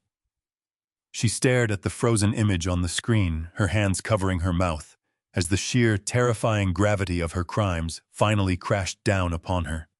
She had actively participated in staging a deadly gas leak. She had destroyed vital life-sustaining medication. She was an undeniable accomplice to attempted murder, severe elder endangerment, and a multi-million-dollar fraud conspiracy. The reality of the impending federal prison sentence hit her with the force of a speeding train. A ragged sob tore from Monica's throat. Her knees finally buckled. She collapsed heavily onto this manicured grass of my front lawn, burying her face in her hands. She began to weep uncontrollably, her shoulders shaking with panicked sobs. The facade of the elegant daughter-in-law was entirely destroyed, replaced by the pathetic weeping reality of a woman who knew her comfortable, luxurious life was permanently over. She could not run away. She was trapped in this absolute ruin they had built together. The heavy, suffocating silence of the Arizona afternoon was broken only by the pathetic, ragged sound of Monica weeping on my front lawn. She remained collapsed against the manicured green grass, her hands clutching her face as the absolute reality of her impending federal prison sentence crushed the breath from her lungs. The pristine suburban facade she had so carefully maintained was completely obliterated. I stood quietly beside the open door of my sedan, the bright dashboard screen still displaying the frozen, undeniable video evidence of their treachery. I watched my daughter-in-law sob, feeling absolutely no pity for the woman who had happily ground my life-saving medication into dust just an hour prior. She had made her choice, and now she was drowning in the devastating consequences. But my focus quickly shifted away from the broken woman on the ground. I turned my attention back to the primary architect of my nightmare. Jason was still standing a few feet away from the car. The initial paralyzing shock of watching his own criminal conspiracy broadcast out loud was beginning to fade. I watched closely as the profound terror in his eyes slowly morphed into something entirely different. A cornered animal does not simply surrender when it realizes the trap has snapped shut. When a predator knows there is absolutely no avenue of escape, it stops pretending to be civilized. It bares its teeth and prepares to strike blindly. I saw the exact moment the loving son completely died. His posture straightened, his shoulders stiffening as a dark, venomous energy flooded his veins. The trembling in his hands stopped entirely. I ran a hand through his hair, smoothing the messy strands back into place. The terrified, stammering boy vanished, replaced by a cold, calculating monster entirely consumed by his own insatiable greed. Jason looked down at his weeping wife with an expression of profound disgust. He did not reach out to comfort her. He did not offer a single word of reassurance. He simply stepped over her trembling legs and walked deliberately back toward my vehicle. He stopped just 2 feet away from me, invading my personal space in a blatant, aggressive attempt to reassert dominance over the situation. His face was twisted into a mask of pure, unadulterated malice. The fake empathy, the manufactured concern for my cognitive health, and the theatrical tears were completely gone. He finally allowed me to see the absolute darkness that had been festering inside his heart for years. He looked at me not as a father, but as a defeated rival. He genuinely believed that despite the video evidence, despite the fleeing medical mercenaries, and despite my perfectly clear mind, he still held the ultimate trump card. He was intoxicated by the false certainty of his own absolute victory. He let out a harsh, bitter laugh that echoed unnervingly across the quiet driveway. It was a cold, metallic sound entirely devoid of any human warmth. He shook his head slowly, looking at me with an intense, burning contempt that completely chilled the desert air. I was absolutely convinced that his intricate financial maneuvering was completely flawless. He assumed that a man of my advanced age could never outsmart a modern digital banking operation. He stood there, soaking in the misguided glory of his terrible betrayal, entirely ready to cast me out into the unforgiving street. "Fine old man." Jason spat, his voice dropping into a harsh, venomous sneer. "You caught me. You figured it all out. You recorded the kitchen. You scared off the doctor. Congratulations on your brilliant little detective work. But you are too late. You are entirely too late." He took another aggressive step forward, jabbing a rigid finger directly toward my chest, completely unaware that he was pointing right at the hidden federal microphone securely taped beneath my tailored suit jacket. I already triggered the power of attorney an hour ago while you were aimlessly driving around the city. I did not actually need you to be locked inside the psychiatric ward to initiate the financial protocol. That was simply a convenient way to keep you quiet while I emptied the vaults. He leaned in closer, his breath hot and ragged against the cool evening breeze. I wired the entire $15 million personal trust right out of your reach. The money is completely gone. I routed the corporate funds to secure offshore accounts early this morning. The company operational reserves are gone. You have absolutely nothing left. Jason swept his arm in a wide theatrical arc, gesturing toward the sprawling, beautiful house behind him. And this property, the deed to this house, is secured inside the family trust. The very same trust I now legally control with your verified signature. I own this driveway. I own the roof over your head. I own the ground you are standing on right now. He puffed out his chest, completely consumed by the delusion of his own invincibility. I am the Chief Executive Officer of Caldwell Freight, and I am the sole legal conservator of your pathetic, empty estate. So you can take your little security videos and your fake medical certificates and shove them.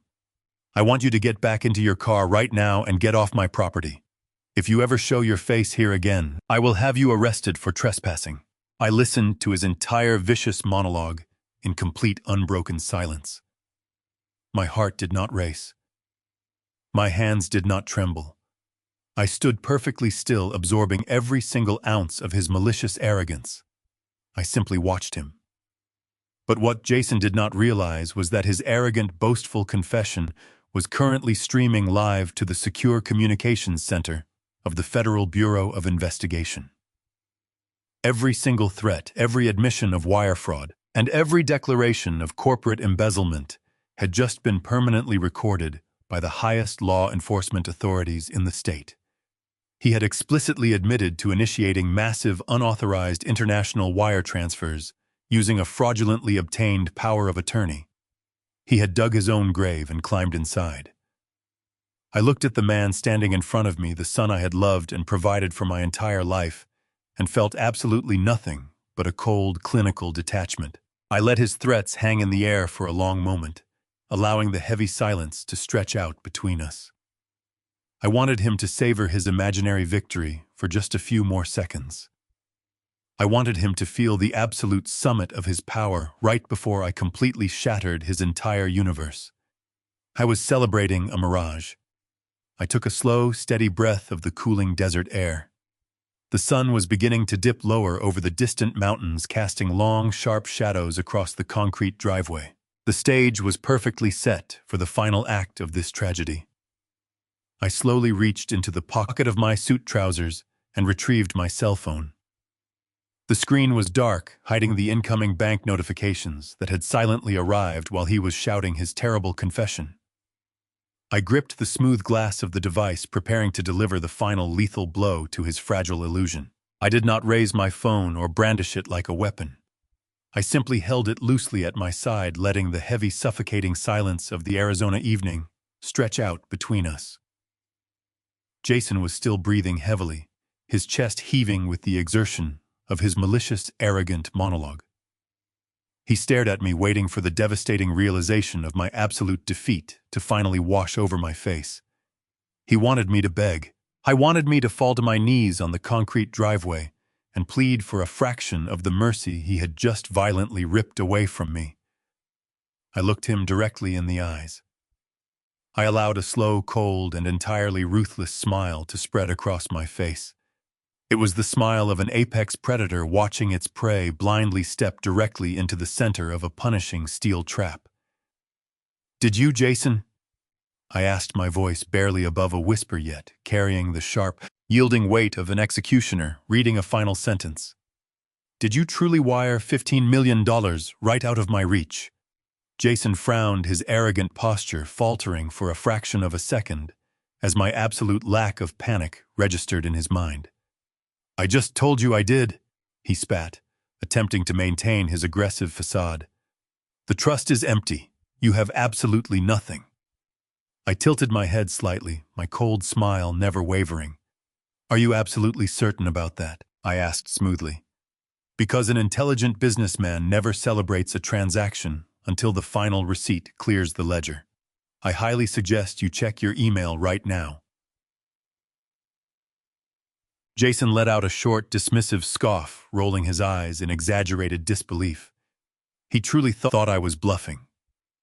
He thought I was desperately grasping at straws, playing a pathetic mind game to delay the inevitable reality of my total financial ruin. But the tiny gnawing seed of doubt had already been planted deeply in his mind. He could not ignore the absolute chilling confidence radiating from my posture. With a heavy, dramatic sigh meant to show his profound irritation, he reached into the breast pocket of his tailored suit jacket and withdrew his cell phone. He unlocked the screen with a quick swipe of his thumb and opened his secure email application. I watched his eyes dart across the glowing screen as the inbox refreshed. The silence in the driveway became so absolute, so incredibly dense, that I could hear the faint rhythmic rustling of the palm tree fronds swaying in the warm evening breeze. Jason opened the first unread message. It was an automated, high-priority security alert generated directly by Thomas Kensington at my private wealth management bank. I watched the exact moment the devastating reality of his situation violently breached his psychological defenses. All the blood instantly drained from his face, leaving his skin the pale, sickly color of old parchment. His jaw went completely slack, his mouth falling open in a silent, horrified gasp. The email clearly stated that the catastrophic wire transfer of $15 million had been officially rejected and permanently blocked. It explicitly detailed that the primary trust account was currently under a severe administrative freeze triggered by an in-person biometric override executed by the founding signatory. The founder, fail-safe. He read the words over and over again, his eyes widening in pure, unadulterated terror, as he realized his forged power of attorney was nothing more than a worthless piece of paper. He had no access to my personal wealth. He had absolutely nothing. His hands began to shake violently, the expensive smartphone rattling against his gold wedding band. No, Jason whispered, his voice trembling with a frantic, breathless panic. No, this is impossible. The transfer was authorized. I had the legal clearance. He quickly backed out of the banking alert and opened the second unread email sitting at the very top of his inbox. This message was significantly different. It was an automated corporate confirmation receipt from the commercial banking division of Caldwell Freight. I watched his terrified eyes scan the text. For a brief, fleeting microsecond, a desperate glimmer of hope flashed across his pale face. The email clearly stated that the massive $8 million international wire transfer he had frantically initiated from the company operational reserves had been successfully processed and transmitted. He actually let out a shaky, relieved breath, genuinely believing that even though he had lost my personal fortune, he had at least successfully secured the stolen corporate millions. But that fleeting relief was instantly annihilated as his eyes moved down to the final destination details of the finalized transaction. The money had not traveled to the pristine, untraceable Caribbean bank accounts of Global Logistics Solutions, or Apex Freight Advising. The destination routing numbers had been completely altered. The final receiving institution was explicitly listed as a highly secure, restricted asset seizure account operated exclusively by the United States Department of Justice and the Federal Bureau of Investigation. Jason stumbled backward, his polished shoes scraping harshly against the concrete driveway. He looked up at me, his eyes wide with a profound, soul-crushing horror. The entire universe he thought he perfectly controlled was violently collapsing inward. "What did you do?" he choked out, his voice cracking into a pathetic, high-pitched whine. "What is this? Where is the money?" I took a slow, deliberate step toward him, closing the distance and completely dominating the physical space between us. "While you were busy pouring sour milk on my kitchen floor and hiring a corrupt physician to lock me inside a psychiatric ward," I said, my voice echoing with icy, devastating precision. "I was sitting in a secure downtown boardroom with Jonathan Pierce and Special Agent Harris of the Federal Bureau of Investigation. We pulled the master corporate ledgers, Jason. We saw the $8 million you systematically embezzled over the last 14 months to cover your tracks before the annual audit next week. Jason began to hyperventilate, his chest heaving as the oxygen completely left his lungs. We did not just block your offshore accounts, I continued mercilessly. We worked directly with the senior fraud department at the bank. We seamlessly rerouted your pre-saved wire templates straight into a massive federal trap. When you stood on my lawn and arrogantly pressed send on your phone, you did not secure your stolen wealth. You actively committed felony wire fraud across international lines, massive corporate embezzlement, and aggravated money laundering on a live federally monitored server. You literally handed the federal government the absolute undeniable proof of your own monumental crimes. On the grass behind him, Monica collapsed in absolute horror, finally understanding that they were not just losing the company. They were both going to spend the rest of their natural lives in a federal penitentiary. The invisible steel cage I had carefully lowered from the clear desert sky had finally slammed entirely shut, permanently locking the ruthless predator firmly inside and guaranteeing he would never manipulate or threaten my peaceful existence ever again in this life. Monica's hysterical scream echoed across the pristine, manicured lawns of my quiet suburban street, a sharp, piercing sound of absolute ruin that hung heavy in the warm evening air. Jason stood paralyzed on the concrete driveway, completely unable to process the magnitude of the disaster crashing down upon him. He stared blindly at the glowing screen of his cell phone, his thumb hovering uselessly over the email that had just confirmed his total financial and legal annihilation. I was trapped in a nightmare of his own meticulous design. I remained perfectly still, watching the violent collapse of his arrogant facade with a cold, detached satisfaction. I did not need to say another word. The undeniable proof was securely logged in federal databases, and the trap had been flawlessly sprung. For a long, agonizing moment, the only sound was Monica sobbing uncontrollably on the grass, her perfectly styled hair falling in messy strands across her tear-stained face. Then, breaking through the quiet hum of the desert evening, a faint, high-pitched wail began to rise in the distance. The sound rapidly grew louder, multiplying and layering into a deafening chorus of heavy, urgent sirens approaching from multiple directions. The flashing reflection of red and blue emergency lights began to bounce erratically off the tall palm trees and the stucco walls of the surrounding houses. The quiet sanctity of the neighborhood was instantly shattered. My neighbors, who had previously peeked out of their windows, out of mild curiosity regarding the ambulance, now stepped fully out onto their front porches, their eyes wide with shock. A convoy of heavy law enforcement vehicles came tearing around the corner. 4 dark-marked police cruisers with their light bars blazing rushed down the street, moving in a tight, aggressive formation. Trailing immediately behind them were 2 large, imposing, unmarked black sports utility vehicles with heavily tinted windows. The federal cavalry had arrived exactly on schedule. The vehicles swerved violently, angling their heavy frames to completely barricade my driveway and seal off any possible avenue of escape. The screech of braking tires and the heavy thud of slamming car doors filled the air. Before the vehicles even came to a complete stop, the doors flew open. A swarm of heavily equipped, uniformed local police officers poured out of the marked cruisers, moving with swift, practiced, tactical precision.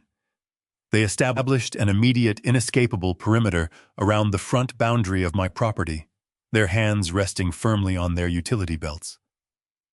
Simultaneously, the doors of the black utility vehicles opened, and half a dozen stern, sharply dressed federal agents stepped onto the asphalt.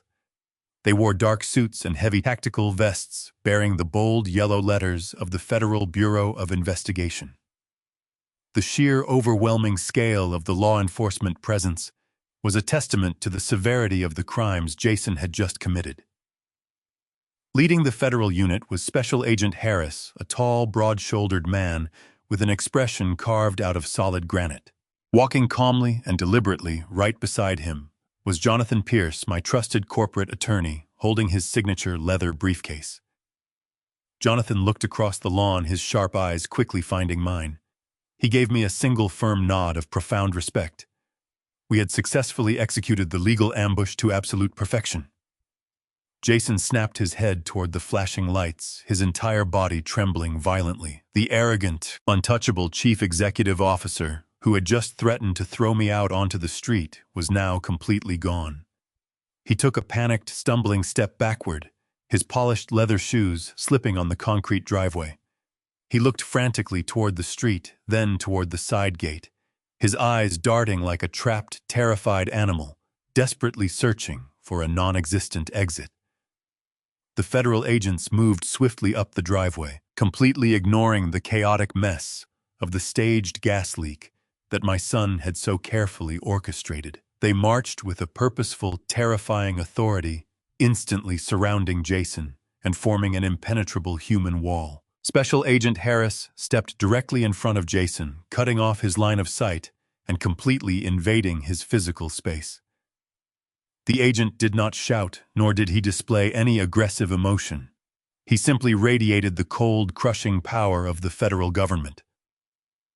Jason opened his mouth desperately, trying to formulate a cohesive sentence, attempting to deploy the charming, persuasive facade he had used his entire life to manipulate the people around him. He raised his shaking hands in a gesture of surrender, his voice cracking into a high, pathetic squeak as he tried to claim this was all a massive, terrible misunderstanding. Agent Harris did not allow him to finish a single word. He reached out with swift, brutal efficiency, grabbing Jason by the shoulder and spinning him around to face the side of my parked sedan. The heavy, metallic clink of steel handcuffs echoed sharply across the driveway as the agent forcefully secured my son's wrists behind his back. The physical reality of the cold steel biting into his skin seemed to finally break the last remaining shreds of Jason's psychological resistance. His knees buckled slightly, his entire body sagging against the car as Agent Harris began to loudly and clearly recite the devastating list of criminal charges. I was not simply being arrested for the cowardly, malicious attempt to orchestrate a fraudulent psychiatric hold or for the severe, calculated endangerment of an elderly family member. Agent Harris explicitly informed Jason that he was being taken into federal custody for executing massive, systematic corporate embezzlement, aggravated money laundering, and the initiation of fraudulent international wire transfers across a monitored federal server. The words hung heavily in the air, each specific charge representing decades in a maximum security federal penitentiary. The look of absolute, unadulterated terror in Jason's eyes was a stark, almost unbelievable contrast to the smug, arrogant predator who had confidently stood on this exact same spot just 5 minutes prior. His chest heaved with rapid, panicked breaths, his face slick with a cold, terrified sweat, as the total annihilation of his life became an inescapable reality. While Agent Harris secured Jason against the police vehicle, 2 local police officers moved swiftly across the lawn toward Monica. She was sitting on the wet grass, sobbing uncontrollably into her shaking hands. They firmly instructed her to stand up, their voices harsh and commanding, when her trembling legs completely failed to support her weight. The officers pulled her upright smoothly, securing her wrists in handcuffs as an active accomplice to the criminal conspiracy. The pristine, elegant daughter-in-law was now a weeping, broken prisoner being actively escorted toward the back of a marked cruiser. Jonathan Pierce walked slowly across the driveway, completely bypassing the chaotic scene of the arrests. He stopped directly beside me, looking down at Jason with a gaze of clinical detachment. The final transfer of power was now absolute and entirely irreversible. I watched my son twist his head, his wide, desperate eyes locking onto mine, silently begging for a rescue that would now never come. He was finally learning that a true, silent apex predator never telegraphs his final lethal strike until his teeth have completely and permanently pierced the bone. The cold steel of the handcuffs locked tightly behind his back shattered the final pillars of Jason's arrogant mind. The ruthless executive who confidently claimed ownership of my driveway just moments ago simply ceased to exist. His illusion of untouchable power evaporated, leaving a terrified shell. His trembling legs, buckling under the crushing weight of his newly sealed fate, finally gave out. He collapsed onto the hard concrete, falling heavily to his knees directly in front of me. The sharp sound of his kneecaps striking the pavement echoed loudly over the distant wailing sirens. The impact tore the fabric of his expensive tailored suit trousers, but he did not even register the physical pain. His perfectly styled hair was now matted to his forehead by a thick layer of cold, terrified sweat.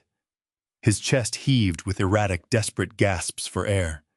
The fake theatrical tears he easily summoned for the neighbors earlier were now replaced by the raw, choking sobs of a man staring directly into the abyss of his own total destruction.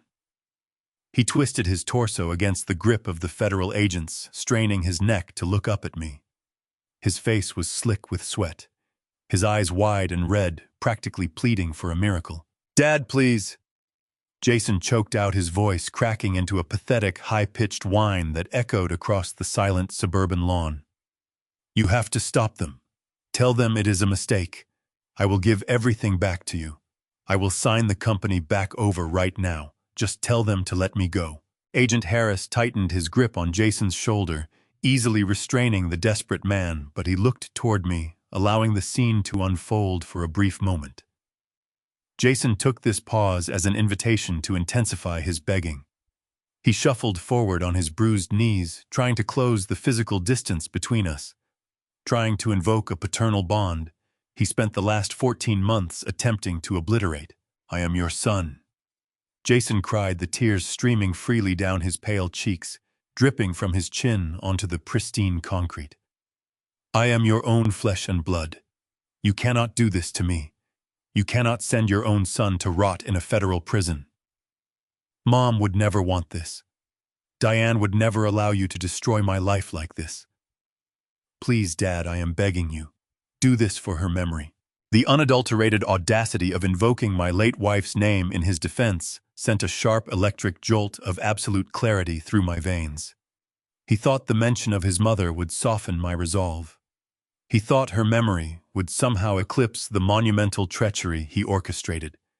He fundamentally misunderstood the deep, fiercely protective love Diane and I shared. I did not flinch. I did not step back, nor did I reach out to offer him the comforting embrace he desperately tried to manipulate out of me. I stood tall, squaring my shoulders, drawing upon the 40 years of hardened resilience I cultivated. Building Caldwell freight from the desert dust. I looked down at the weeping, pathetic creature groveling at my feet, and I felt absolutely nothing but a cold, clinical emptiness. The profound grief that clouded my judgment for the past month, the deep sorrow over losing the son I thought I raised, evaporated completely into the warm evening air. I realized that the boy Diane and I nurtured had died a long time ago, slowly consumed by an insatiable, toxic ambition that I foolishly funded. I took a slow, deliberate step forward, forcing Jason to crane his neck even further backward to maintain eye contact. The neighborhood was entirely still around us, as if the very air paused to witness the final judgment of a father reclaiming his stolen dignity. I looked down at him without a single ounce of pity. My voice, when I finally spoke, was calm, resonant, and entirely devoid of mercy. "Do not ever speak your mother's name to me again." I said, my words dropping like heavy stones onto his fragile, crumbling psyche.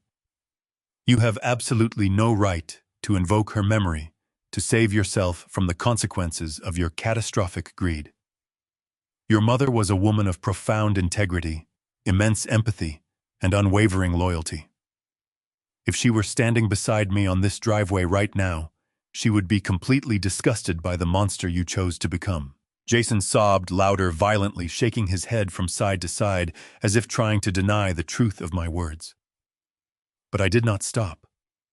I needed to ensure that this final lesson was permanently branded into his mind before the federal authorities took him away. "You stood in my kitchen and deliberately flooded this house with explosive gas," I continued, my voice steady and relentless. "You threw away my life-saving medication. You hired a corrupt doctor to inject me with heavy sedatives and lock me inside a psychiatric ward so you could steal the empire I spent my entire adult life building. You did not view me as your father, Jason. You viewed me as an obstacle to be eliminated. You fundamentally believed our shared blood gave you a free pass to commit unspeakable cruelty. I paused, letting the absolute severity of his crimes settle heavily over his weeping form. He squeezed his eyes shut, unable to maintain contact with my unwavering gaze. Family is not a shield for betrayal, I stated, delivering the final devastating blow to his fractured reality. Family is an institution built on mutual honor, and you burned that institution to the ground the moment you decided my freedom was worth less than your offshore bank accounts. You actively chose the money, Jason. Now you can pay the price for it. I stepped back, removing myself from his presence. I gave Special Agent Harris a single definitive nod. Harris hauled Jason to his feet with effortless efficiency. Jason's legs wobbled, his body completely devoid of any remaining fight. He hung his head in absolute defeat, his sobs reducing to pathetic whimpers as the agents marched him briskly across the lawn toward the waiting black utility vehicle. On the other side of the driveway, the local police officers secured Monica into the back seat of a marked cruiser. She offered no resistance, staring blankly ahead, completely hollowed out by the sudden destruction of her luxurious lifestyle. She did not look toward her husband as the heavy doors slammed shut, locking them inside their grim reality. Jonathan Pierce walked up to stand beside me. We remained side by side on the concrete, watching the final stages of the operation. The federal agents and police officers climbed quickly into their respective vehicles. The engines roared to life, shattering the tense quiet of the neighborhood. The convoy reversed out of my driveway and merged onto the suburban street. They accelerated rapidly, disappearing entirely from view. I stood in silence and carefully watched the numerous flashing police cars quickly drive far away into the dark night, feeling a beautifully heavy but truly profound sense of ultimate liberation. I had finally and successfully reclaimed my entire beautiful life back today. Exactly 1 month has passed since that chaotic afternoon on my driveway. The suffocating tension that once poisoned the air inside my home has completely dissipated, replaced by a profound and steady tranquility. The journey over the last 4 weeks has been incredibly demanding, but it has also been the most restorative period of my entire adult life. I did not simply survive a calculated assassination of my independence. I emerged from the wreckage sharper, stronger, and more unyielding than I have ever been. My first order of business was reclaiming the physical and operational territory of my empire. I am officially back in the Chief Executive Officer chair at Caldwell Freight. Walking through the heavy glass doors of the corporate headquarters on that first Monday morning felt like a triumphant homecoming. The atmosphere in the building was electric. The news of Jason and his sudden catastrophic federal arrest had sent massive shockwaves through the entire logistics industry. The corporate board of directors was initially paralyzed by the devastating revelation of his $8 million embezzlement scheme. But their panic was swiftly extinguished the moment I stepped into the executive boardroom. I did not offer them empty reassurances. I presented them with a meticulous, aggressive recovery plan crafted alongside Jonathan Pierce. We immediately fortified our financial protocols, initiated a comprehensive internal audit, and successfully recovered a significant portion of the stolen operational funds with the direct assistance of the federal authorities. With the company stabilized, I turned my attention to the people who truly mattered. Jason had surrounded himself with sycophants and cowardly managers who turned a blind eye to his offshore wire transfers. I fired every single one of them. I cleansed the corporate structure of his toxic influence. In their place, I promoted the fiercely loyal, incredibly hardworking men and women who had kept the actual gears of Caldwell Freight turning during his disastrous tenure. I elevated dedicated fleet managers to executive vice presidents. I gave substantial raises to the senior accountants who had secretly tried to flag the financial discrepancies before Jason threatened their careers. I rewarded absolute integrity with absolute authority. The company is now functioning with a renewed, vibrant energy driven by a team that genuinely respects the foundation I built 40 years ago. Securing my corporate legacy was only half of the battlefield. I needed to permanently secure my personal estate. I sat down with Jonathan in his downtown office and completely obliterated my previous will and testament. I removed Jason from every single legal document, every trust fund, and every property deed. I legally severed all financial ties to the son who tried to bury me alive. He will not receive a single penny from my empire, not now, and certainly not when I am gone. I is currently sitting in a federal holding facility, awaiting a trial that will inevitably result in a decades-long prison sentence. Monica is facing her own severe legal reckoning for her active role in the conspiracy. They are completely isolated, stripped of their stolen wealth, and left to face the brutal reality of the justice system they so arrogantly thought they could manipulate. While I ensured my enemies faced total ruin, I also made certain to profoundly reward the one person who risked everything to protect me. Maria, my devoted housekeeper, could have easily looked the other way. She could have ignored the hidden cameras and protected her own employment under Jason. Instead, she chose courage. She chose loyalty. She sent the text message that saved my life. Words of gratitude were simply not enough to repay a debt of that magnitude.